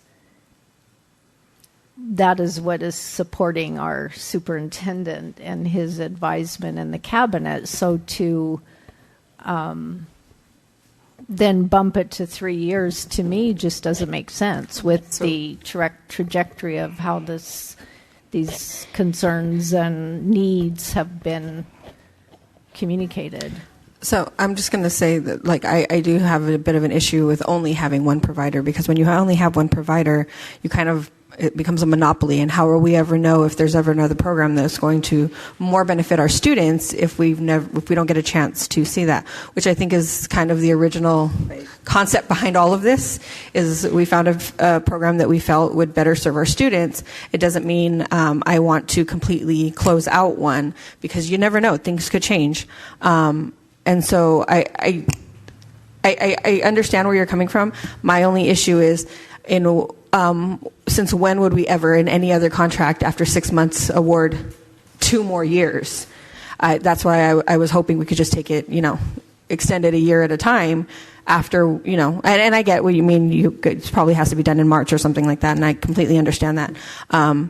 But I do think when we're, saying that it needs to be equal across all providers, I think that's not fair, because the whole reason for this conversation is there wasn't equal between the providers. And at the end of the day, we are doing what we feel is best. Will it be the correct thing? I don't know. I mean, we're not going to know. But I feel like we do need to be fair to our partnership with the Y. And I hope we can come to some sort of agreement here, because this is just, I feel like we're just going to keep going around and around. I guess I didn't know that you really only want one provider. I didn't know that. That's what you're saying tonight? I must have missed that somewhere. I don't know when we would have talked about it, because we're not supposed to talk about things. When we approved the contract for the other vendor, that would have been a perfect opportunity to say that. And I guess I missed it. Or maybe this is the first. Am I the only one the first time hearing this? I didn't know. Okay, so I don't feel. Okay, I didn't miss anything. No, okay. I didn't think it would be appropriate to discuss that when we're talking about another provider. What I said and what I still believe is I understand the thinking that with a big organization like this to be dealing with, because we have a lot of other things going on, to be committed and in communication with one provider instead of 2 makes sense to me. But that doesn't matter anymore, because we already decided, right? So we're here now, like, trying to decide, do we want to just do the 1 year? We would like an extension of the 1 year after a while, or do we want to do a 2-year with then an extension after that? Or just go for the straight 3-year? That's kind of on the table right now. Well, I definitely don't think that making a decision by December is really very much time, because you have the Thanksgiving vacation, everyone's getting excited for Christmas. It's almost like December becomes a non-month. Not for the Y, though. Huh? Not for the Y, though. They service our kids through vacations But I'm talking about the district staff, the planning and all of that. I just don't think it's enough time to give for that big of a decision. Well, I mean, you could say till March. March would be enough time to be able to let them know if it wasn't working, right? March is plenty of time. Or if, we're just going to extend this to the full 2 more years. That could work, and then that's over a year, Melissa. Then that would be over a year for what you were. I'm sorry? That would be over a year. What would be? It would be a full year. Not really a full year. But if we in March do an evaluation instead of December, do March. Would that? Well, that's actually why I suggested it, because I mean, yes, and then that would be a full year. That would be a full year but that would give you a full year to either have a conversation with the other provider if we needed them to, or this one's working. This great. is working out, and yes, the other 2 years. Yes, yeah. Okay, I'm okay with that. March. I'm okay with doing the 2-year and doing an evaluation after 2, in between with increments of evaluations. I think we typically give a 10-minute timeline. We've passed that 10 minutes. We can extend that, of course. But at some point, we just have to vote on something, and then it doesn't mean that it's if it doesn't pass, it doesn't go away. We can keep talking about it, but I think one way to move forward is just throw out something. We can vote on it and then try to throw something else out. That way we can just eliminate some things and maybe come to an agreement. I will make a motion to amend the MOU to keep it at the 1 year, but add evaluation in March and the opportunity to extend it to the full 3 years in March. And then what would be I'll second that. in that, now discussion, sorry. What would be in that timeline through March? I want to collaborate with the YMCA so that they feel like it's a fair process as far as what the check-ins would look like. We have a new director. She would be involved in that discussion also. Yeah, I think it'd be beneficial for the Y to have check-ins. I would be able to share that once I collaborate with them. The goal would be for it to be where we hold each other accountable. Both ends. What other criteria do you see?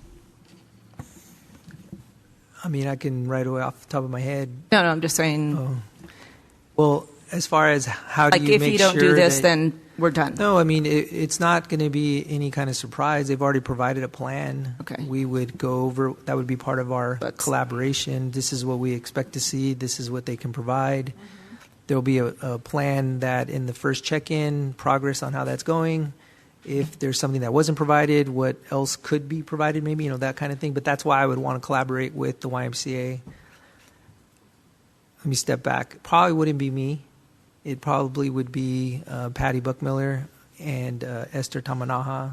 Dr. Tamanaha is our new director. They would work that out and make sure whoever the representative for YMCA would be, that we're all on the same page. Okay, so that's the motion, and it's been seconded. So we'll call for the vote on that one. If there's no more discussion on that. Okay, so to evaluate the program in 3 years. I mean, in March. In March of That was the motion? 2027. Okay, and you made the motion? Jason has something to say. No matter what we decide, it has to be brought back, right? This is not a binding agreement. Yes. We have to rework the agreement and bring it back because the MOU's not written correctly for the county. Okay. Correct. That's correct. I just meant we're voting on, not I'm really just voting on. my motion is to amend that. No, but then couldn't we just pull it? We're just pulling it. You just need to pull. I think what's best to do is, for example, this motion is seconded. We understand in principle what it is that if it is approved, then we're moving forward full steam ahead with that plan. We start to set up meetings with the YMCA. We understand that we are partnering with the YMCA. It's official. The actual agreement and the stipulations would have to be brought back so that it's made clear to everybody. But couldn't we not do that until we have the plan in place? Just because, I mean, what if, devil's advocate, what if your, the conversation between Dr. Tamanaha and... No, I get that, but I think we've reached that point. In the interest of, I don't know, do we have to vote on it? Well, in the interest of public interest, I want folks to leave here confident that we have a partnership. And I also want to be confident that we have a partnership with the YMCA moving forward. But wouldn't we just vote no on, are we actually amending it? We're voting to amend the... I'm just voting to amend it. The motion is to evaluate in March and with an extension with satisfactory evaluation. That doesn't speak to the specifics. It speaks to the timeline, which I think is okay for us to approve. The specifics, which I've already stated that our team would collaborate with the YMCA to make sure that it is in detail. Everybody's on the same page. We'll come back to the board as a plan, which we would try to expedite and make sure it's here for the 23rd. Okay. Okay, so the motion is, do you have that? Consuelo, can you read that? We're going to review the contract in March with the opportunity to extend after a satisfactory evaluation. Extend for the 3 years, right? Yes. Yes.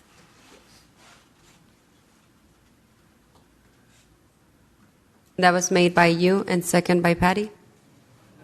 Jeanette. Sorry. Thank you for that. Got it. Okay. Any more discussion? All right. Call for the But they will bring back the full on the 23rd. if this goes. Yes. Okay. Call for the vote. This doesn't have what anything is on here. It's at the very end. Oh, I see.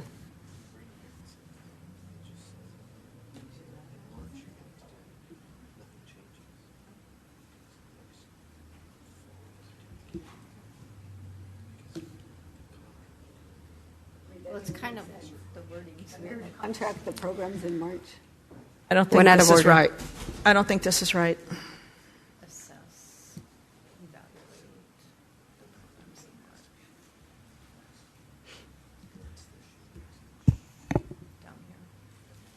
Motions to amend the MOU. Amend the MOU. And wouldn't it be 2 years, extend for 2 years after the satisfactory evaluation? Extend for the Extend for 2 years. for the full 3 years. Is that No, is by it? March will be well into 1 year into it. For 2 more years? Yeah, should be 2 years. Or we could say 3 if we wanted to. I mean, I don't care. What would logistically happen is the one you approve on the 23rd is for 1 year. Yes. And in March, you would bring back an extension for 2 years if that sounds fair. Yes. For 2, not 3. Okay. Agreement this year. Right. So this technically doesn't change.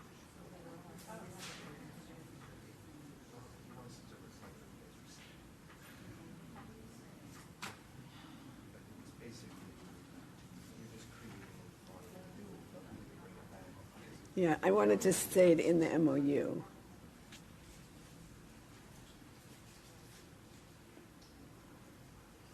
Bear with us.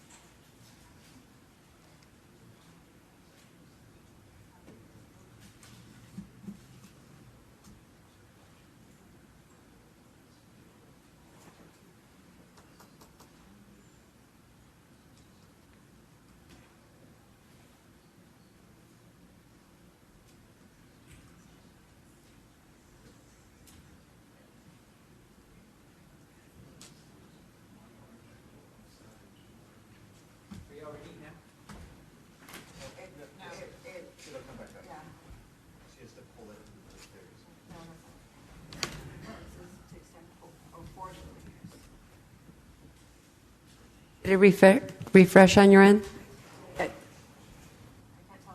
Should it say the MOU? Oh, the contract?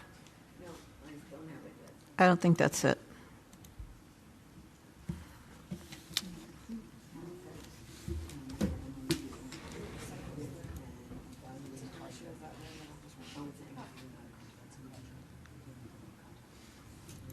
Did you already send it? I don't have it. Yes. No, I don't have it. I keep getting past. It cycles through.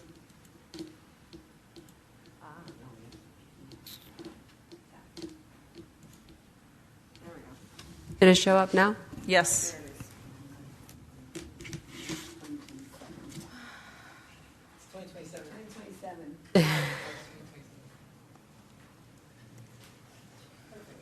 It changed to 2026 to 2027.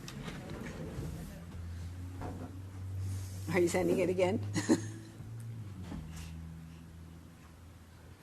No, except it was extended 2 years. No, it's this right here. It's 2026. Oh, March 2027. Through 2029. Yeah.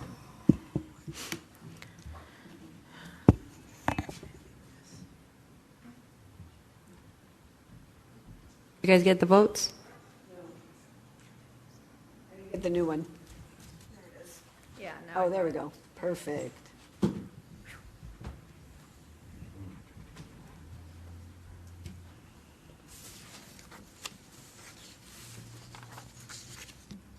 The amended motion is carried with 4 ayes, Rendler, Holohan, Ayala, Quintero, and Wilson, and 1 absent vote. Olson.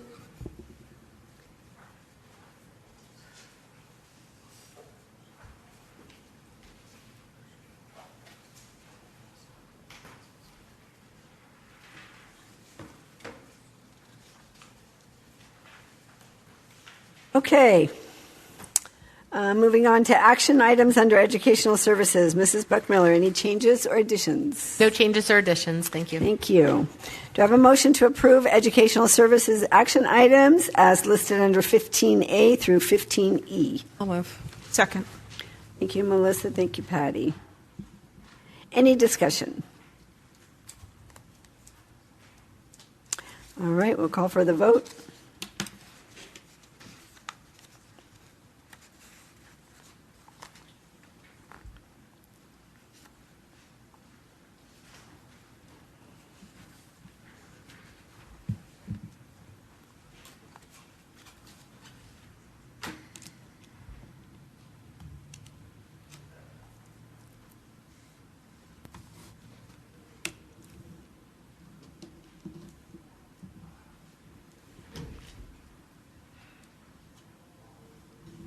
You still waiting for I'm somebody? missing 1. Missing 1? Patty. I sent it. I just recorded. Motion carried with the ayes being 4 ayes, Rendler, Holohan, Ayala, Quintero, and Wilson, and 1 absent. Olson. Thank you. Moving on to human resources consent items. Mrs. Bruick, any changes or additions? No changes or additions. Thank you. Is there a motion to approve human resources consent items as listed under 16A through 16C? So moved. Second. Thank you, Patty. Thank you, Jeanette. Any discussion? All right, we'll call for the vote.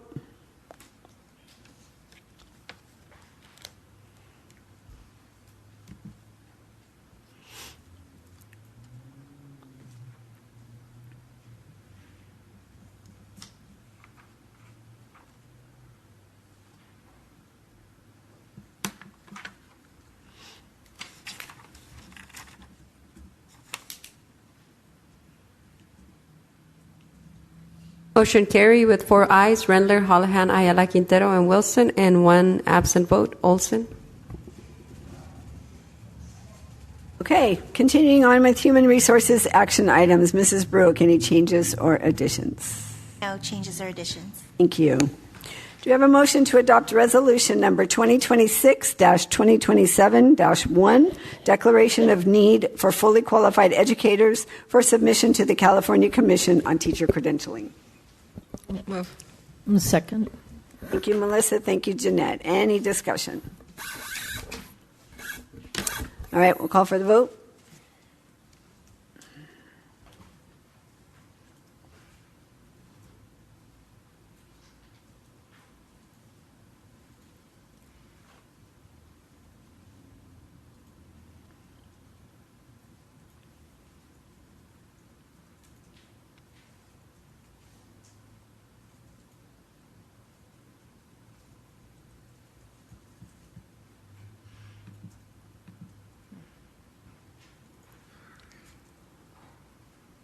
Did you guys get it? I'm still waiting. I did not get it.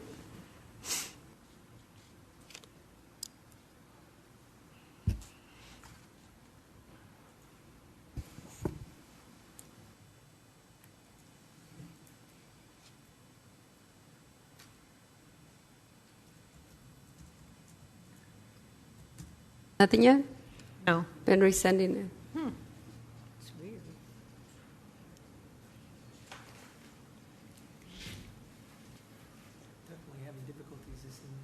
It's lagging. Oh, there we go. Send it like 15 times now. Keeps going away when I Try it. when I do. Got it.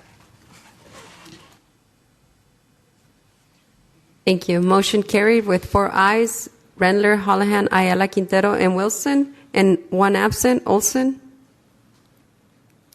Okay, do I have a motion to approve new administrative regulation 4161.5, military leave, second and final read? I'll move. Do you have a second? Second.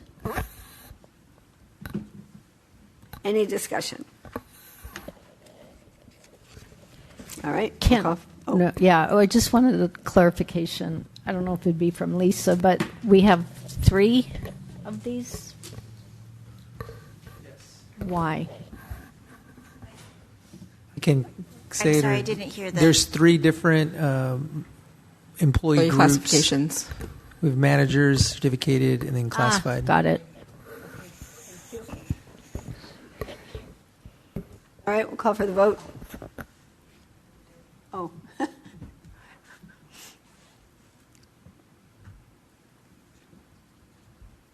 Motion carried with 4 ayes, Rendler, Holohan, Ayala, Quintero, and Wilson, and 1 absent, Olson. I did want to add, I'm just really glad we're doing this and that we're making a clear and definitive plan for our military employees. All right. Do I have a motion to approve new administrative regulation 4261.5, military leave, second and final reading? So moved. Second. Thank you, Patty. Thank you, Jeanette. Any discussion? Call for the vote.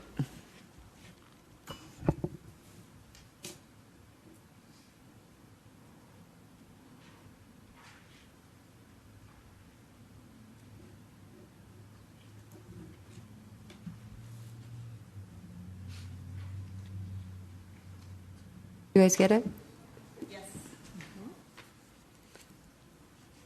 Oh, you didn't get who moved? They all went away. I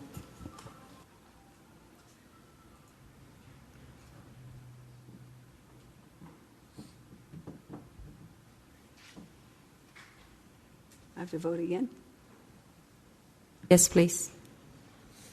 Motion carried with 4 ayes and 1 absent. The ayes being Rendler, Holohan, Ayala, Quintero, and Wilson, and Olson absent. Okay, motion to approve new administrative regulation 4361.5, military leave, second and final reading. I will move. Second. Any discussion on this one? Call for the vote.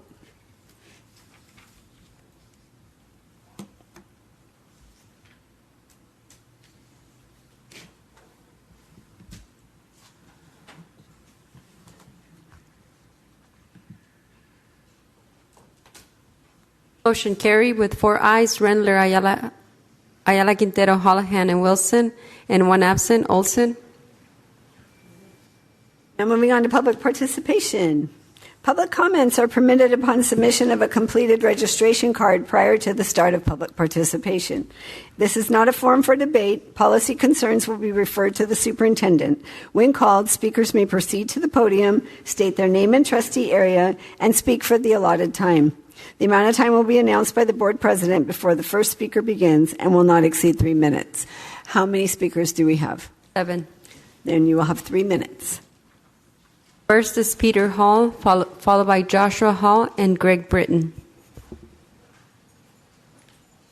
Welcome, Peter.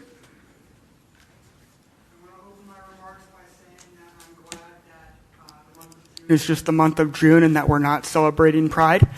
I'd also like to say that I wasn't here for the last meeting, but I did watch part of it, and I'm here to talk about the discussion items when Board Clerk Alyssa Ayala Quintero suggested that the resolution to celebrate America's 250th anniversary be tabled indefinitely until all the board members could be unanimous in their decision about what was in the resolution. And her suggested changes really irritated me. She said that she wanted to remove words like faith because of its religious implications. She wanted to remove words like respect, enshrined, patriots, etc. I was pleased to see that the other board members didn't table the resolution to committee, and I enjoyed watching board member Candy Olson question her about why she wanted to remove words like faith and patriots. But I was disappointed when the rest of the board went along with her suggestion to remove the phrase, they pledged their lives, because they didn't actually die sacrificing their lives during the war. Even though, had the war been lost, they would have been executed for treason, and the only way they would have avoided execution is if they successfully went into hiding. They would have had to live the rest of their lives in exile if the revolution was not successful. So I think that board clerk, Alyssa Ayala Quintero, actually, and everyone who's a member of Together for Redlands, I think they all hate this country. I think they don't want to celebrate this country. I think they want this country to be destroyed as it currently is, so that they can remake it into something else, and whatever they want to remake it into is going to be hell on earth. We've seen this happen before dozens of times throughout history. Mao wanted to remake China, and so he decided to destroy all the old cultural traditions. And the Chinese entered like decades of intense suffering, where many of them died of starvation, and others were put into gulags and killed or tortured. And Stalin did the same thing in the Soviet Union. So that's what these people want to do to America. What happened to other countries, they want to do to America. Thank you, Peter. Welcome, Joshua. I just want to talk about how the fact that we're even having this debate about whether or not we should even celebrate our 250th anniversary celebration. And we're having this debate all over the country. It's not just here in Redlands. We're having this debate all over the country. And it's a system of the failure of forced racial and cultural integration that started with abolishing racial segregation and then giving mass amnesty to 2 million. Reagan gave mass amnesty to 2 million illegal immigrants in 1986, and we've been giving mass amnesty to millions of illegal immigrants ever since then. The more racially and culturally diverse America becomes, and it's also happening in Europe, the more we're asked to discard our most cherished sacred holidays, festivals, and traditions, and support other people's most sacred holidays, festivals, and traditions from their native lands. And we're also being asked to celebrate made-up fictional holidays like Pride Month and stuff like that. That's made up. And all it has to do is doing weird sex stuff that you can do in your bedroom and no one cares about. The more racially and culturally diverse we become, the more we're asked to give up our most sacred holidays. And that's just like one of the minor symptoms. We have increased racial tensions that lead to violent crime and hate crime against white people. It's not good for us or anybody else. And come November and December, we're going to be asked whether or not, we're going to debate whether or not we should celebrate Thanksgiving and Christmas like we have for almost 2 decades. Thank you, Joshua. Welcome, Greg. Good evening. One of the items that our new board members, Candy and Jeanette, have tried to get on the agenda is parental notification. And that has not been put on the agenda, unfortunately, even though at least 2 want to enact that. And we've just had a recent court decision which invalidated the state law which tried to prevent the schools from keeping parents informed about what's happening with their children. So there's no legal obstacle at this point. Parents are the primary teachers and guardians and people that guide their children. You guys are supposed to support that and help that, not interfere with it, not keep secrets from parents. So I would encourage you to at least bring it up, even if there's not 3 votes for it on the board as now constituted. This is a really important issue, and the public deserves to know where all of you stand on it. And if they're not happy with where you stand on it, come the next election, they may want to make changes. And that's entirely fair and appropriate, and that's how representative democracy works. So I would encourage you at the earliest opportunity to at least put this very important item on the agenda. Schools have three functions that we've talked about: preparing students for have a good career so they can earn a decent living, support themselves and their families; training up good citizens to understand that it is their duty to keep the republic and how they can do it. And for any nation, you have to pass on the history and culture and a sense that, well, we may not be perfect, no nation is, no person in this world is perfect, that we've done good things and we want to continue together as a nation into the future. Absolutely essential. And I think on every one of these things, there's a lot of room for improvement. We've talked about the academic standards and the lack of progress in that.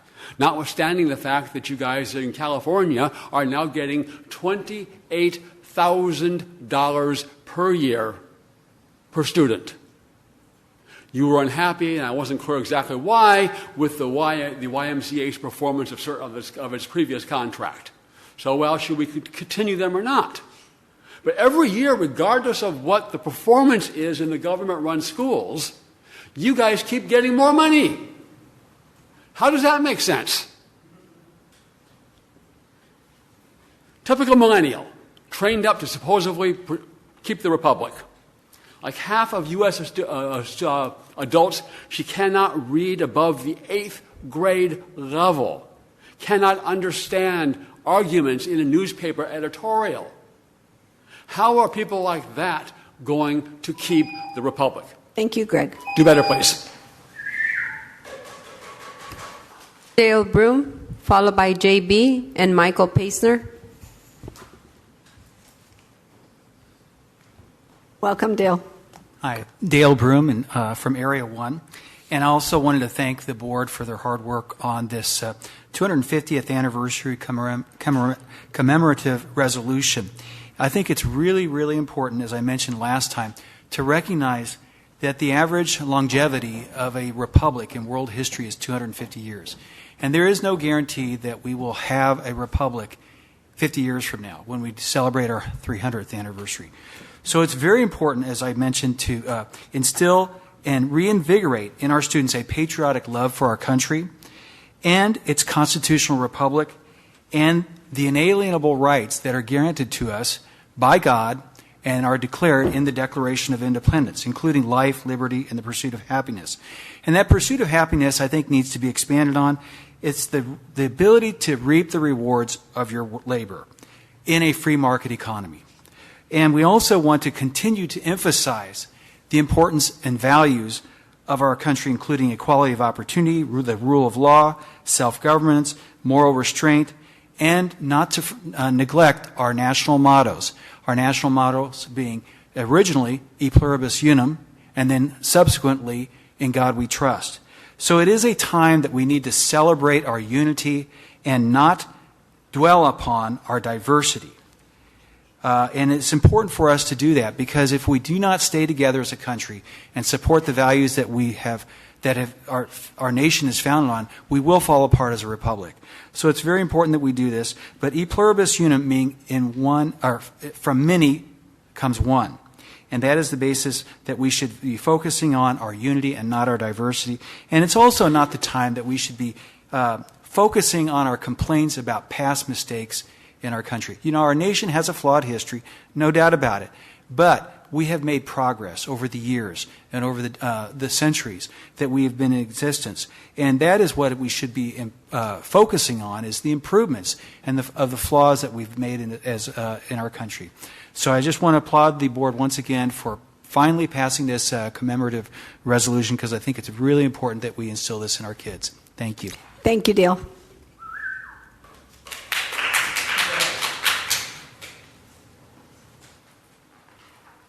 Welcome, JB.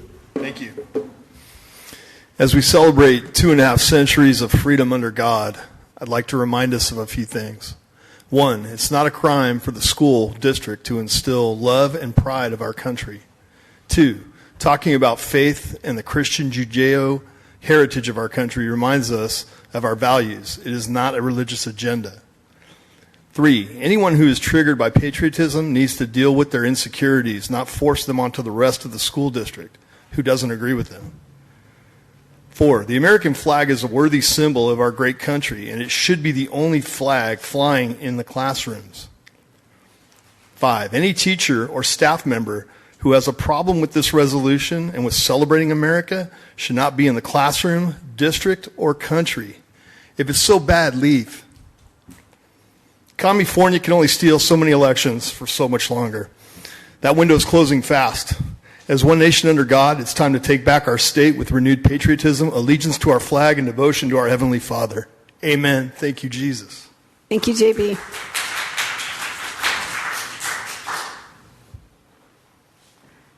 Welcome, Michael. Thank you, Mike Paisner. As usual, you've been peppered with a lot of misinformation during this public comment. And I don't have time to correct it all, but I will highlight a few things. 1, Chino lost its forced outing battle on the forced outing policy. It also lost on its flag policy. And I know you guys still have legal disputes in those areas, particularly on the flag policy. So take what you hear from some of these speakers with a grain of salt. The idea that we should not dwell on our diversity, I'm sorry, I grew up believing that our country was a melting pot, that diversity was a strength. I've heard the other side speak privately.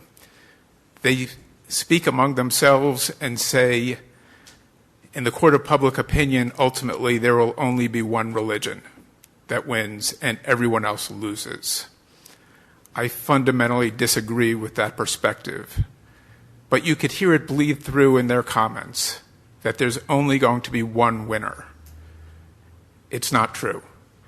We are a diverse country, and we will continue to be diverse, despite the times that we are living in right now. You also heard the argument that we shouldn't examine our flaws, we shouldn't study history.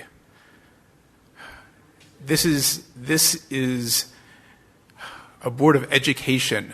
Education means studying our history. It means examining where we've come up short and where we can do better. The idea that we shouldn't dwell on our flaws, we should do precisely that. We should look at where we've fallen short and why we fell short and what we can do better. It's disappointing to hear such public comments repeated over and over. And that's why I'm going to keep coming back and trying to instill a little bit of common sense and hope that you're open to it.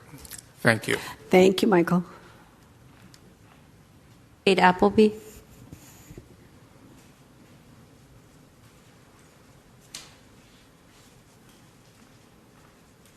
Welcome, Kate. Evening again, board. In addressing item 14F, the contract with the YMCA, Superintendent Cabral stated that he's transparent to the board and implied that it is the board's responsibility to be transparent with the rest of us in the community. But in a year and a half, I can tell you that this board is not transparent in sharing the information that the superintendent and that the cabinet provide them. However, thank you all for your discussion on 14F today. It's become apparent that not even the board may not be understanding the recommendations made by Superintendent Cabral and the cabinet and knowing exactly what they can share with us. So I'm not sure this is a fault of your own entirely. However, tonight's comments from the board of the YMCA of the East Valley and the parents and students during the May 12th meeting show that there's a lack of transparency from RUSD when it comes to information in these board meetings. The agenda has gotten better in a year and a half. It can get there. It can still be better. You guys have gotten better about sharing information, but we shouldn't have had to have the lengthy discussion on 14F today, well, your discussion that we all got to listen to, because people asked for transparency. That transparency should have been provided from the get-go. It should not have been a community members have to come up and ask you for that. So I would like to know how the board, how Superintendent Cabral, and the cabinet are going to work together to increase the transparency of information that's provided to the entire public. Because it's certainly lacking. That was shown tonight.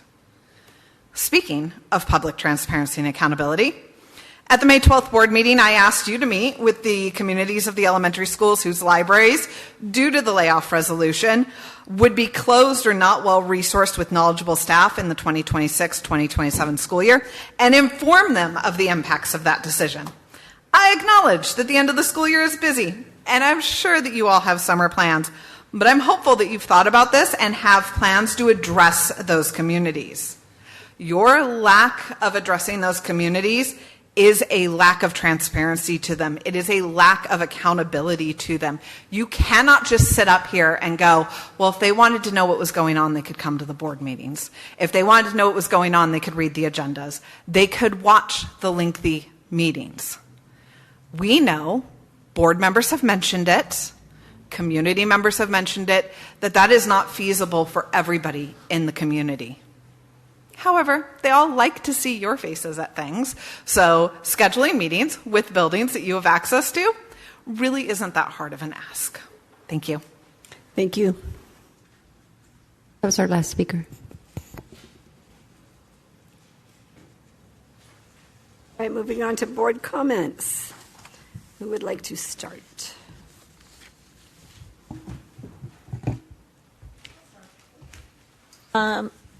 First of all, we commenced with the adult transition graduations, then went full on for the following week to our final night with the adult school. So we went from one end to the other, overseeing 5 graduations in between. And I just want to say congratulations to our staff, our schools, our principals, district, everyone involved in getting our students graduated. And they were all wonderful and historical and traditional events, graduations. And I actually ran into someone who said, I can't believe that you get to have graduations here at the Bowl. This is amazing. And I said, yeah, it's pretty super and it's pretty awesome. So congratulations to everyone, and congratulations to all the graduates, and blessings to them as they continue in their next step. And then just briefly attended the STEAM America with the Mariposa, which was great for the 5th graders. That's always awesome. And then it was nice to see Senator Ochoa Bogue visiting Mariposa. I know she has her nephews are there, so that was kind of nice, and she got to see her. But that was great, and I was hoping that we could send a letter to her office just acknowledging her visit, to thanking her for coming. I know she's busy, and she comes on Fridays, and for her to fit us in was great. And then hopefully everyone gets some time off this summer and get some time to relax. That's it for me.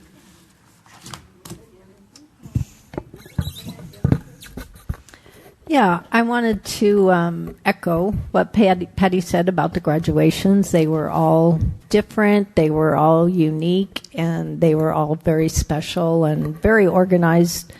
The principals did a great job with each graduation. I was able to go to the Patriotic Assembly held at Arroyo Verde, and I did want to comment that Rebecca Acosta, the principal there, makes a point to have a patriotic assembly at the end of every school year, which I appreciate. And they did a little extra this year because of the 250th. Also, the 250th celebration at Mariposa was great for the kids to hear from an elected official about the Constitution and the importance of respecting and really thinking about the meaning of 250 years of a new country. And I don't think the public comment, I really didn't take public comments to mean that we don't need to look at flaws. I think the point is, let's have our kids be able to celebrate and acknowledge the fact that this is a fairly new country. 250 years is really not that long. To have a moment in time where that can be recognized and appreciated and just have kids focus on it. That's how it was at Mariposa, and they had a great time. It was very meaningful. So that's most. Oh, my other comment, one, I just wanted to ask if we can get, I know we approved the Amira contract, and I'm just curious how the results of that will be utilized during each school year, how the students that score low, how that will impact their services. So maybe at one of the future board meetings. That's it. Okay, thanks. I hope everyone has had a relaxing beginning to their summer break. The end of the year, it was packed with so many wonderful events. I tried to attend as many as I could. I went to the SELPA Inclusion Summit for half the day. It's always, the speakers there always are very knowledgeable on things, helped me see some things that I didn't know. The CRIROP Evening of Excellence was very inspirational to see what our students across 3 school districts are learning through the many CTE pathways. It's amazing if you have a chance to see what they do in their classes. I only wish that I had those same opportunities when I was in high school. I want to thank the staff at CRIROP for caring about our students so much. The end of the year colloquium celebrating our first and second year teachers was wonderful. Thank you, Kelly Beatrice, for putting on such a lovely event and including us in the festivities. I was happy to be at all 3 high schools for their possibility proms. Each one was so unique. The students, as well as the volunteer students from the various clubs and teams, had a great time at all of them. The tide pool exhibit and games at CVHS were a great addition this year. And the old Hollywood theme at Rev, it was beautiful. They had a lounge type setup playing old movies. It was really neat. RHSs felt very intimate, and the students enjoyed dancing and eating, and it was a less overwhelming environment for them, so it was good for those students. I thoroughly enjoyed all 3, and I look forward to going again. We all attended the adult transition program. With tears and all. It was great, as usual. I thank everyone who planned the event. The families I spoke to were very grateful. I especially liked the new poster and banners of each student. They looked really, really nice. I attended the career fair at Mentone, enjoyed seeing the Mentone community come out to support their school by sharing their careers with students. There were so many people in that, so many parents and grandparents in that community who have these amazing careers. Working with prosthetics and different things. It was really neat to watch. And steaming through the states at Mariposa, again, was amazing. The 5th graders, they outdid themselves this year. I got there at the beginning, and they were very energetic and hyper and excited to share. I understand in the afternoon some of them were a little bit tired. But it was fun. I always liked doing that. I was able to see each state this time that the kids chose. I got through the whole thing. I want to thank all Mrs. Gill and all the 5th grade teachers. A highlight of last month were all the 250th celebration patriotic assemblies that I attended. Smiley had their Smiley Sing, and they all sang patriotic songs. Arroyo Verde, Jeanette talked about that. And we went to Franklin. They had an assembly. It was wonderful. And then Mariposa, we went to that one with the senator. It was wonderful.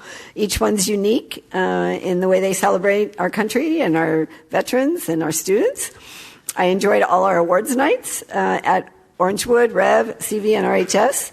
Parents and guardians, you should be very proud of all the young men and women your students are becoming. Their goals and ambitions for their future is a testament to their education and their upbringing.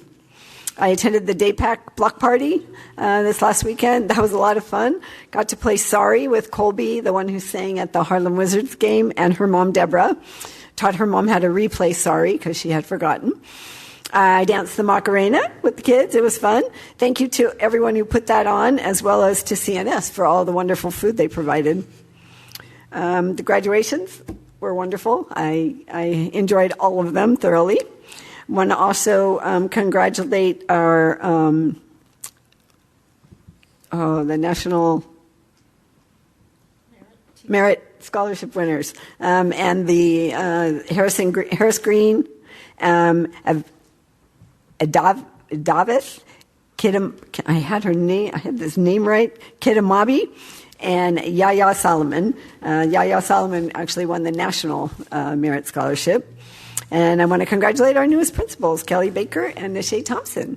And looking forward to a great year next year. And that is all I have. Superintendent Cabral.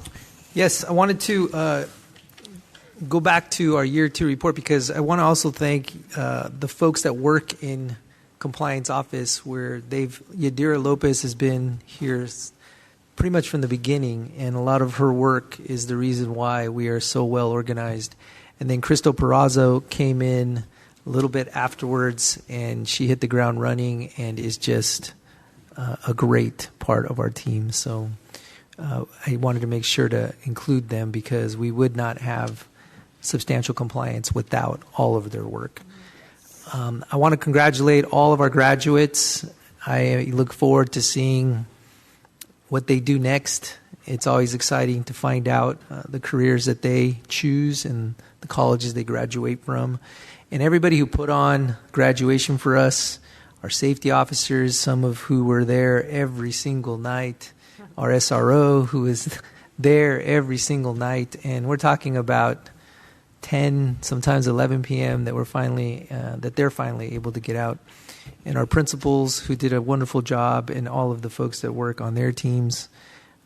It's my favorite week of the year. It is the reason we do what we do, and to see all those families celebrate their kids who took this giant leap in their lives.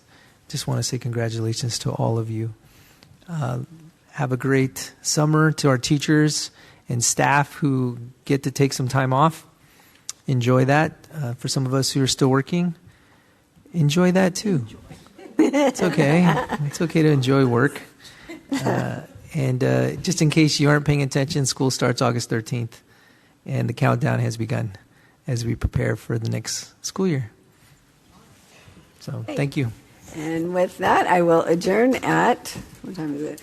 I can't see that clock. 8:22.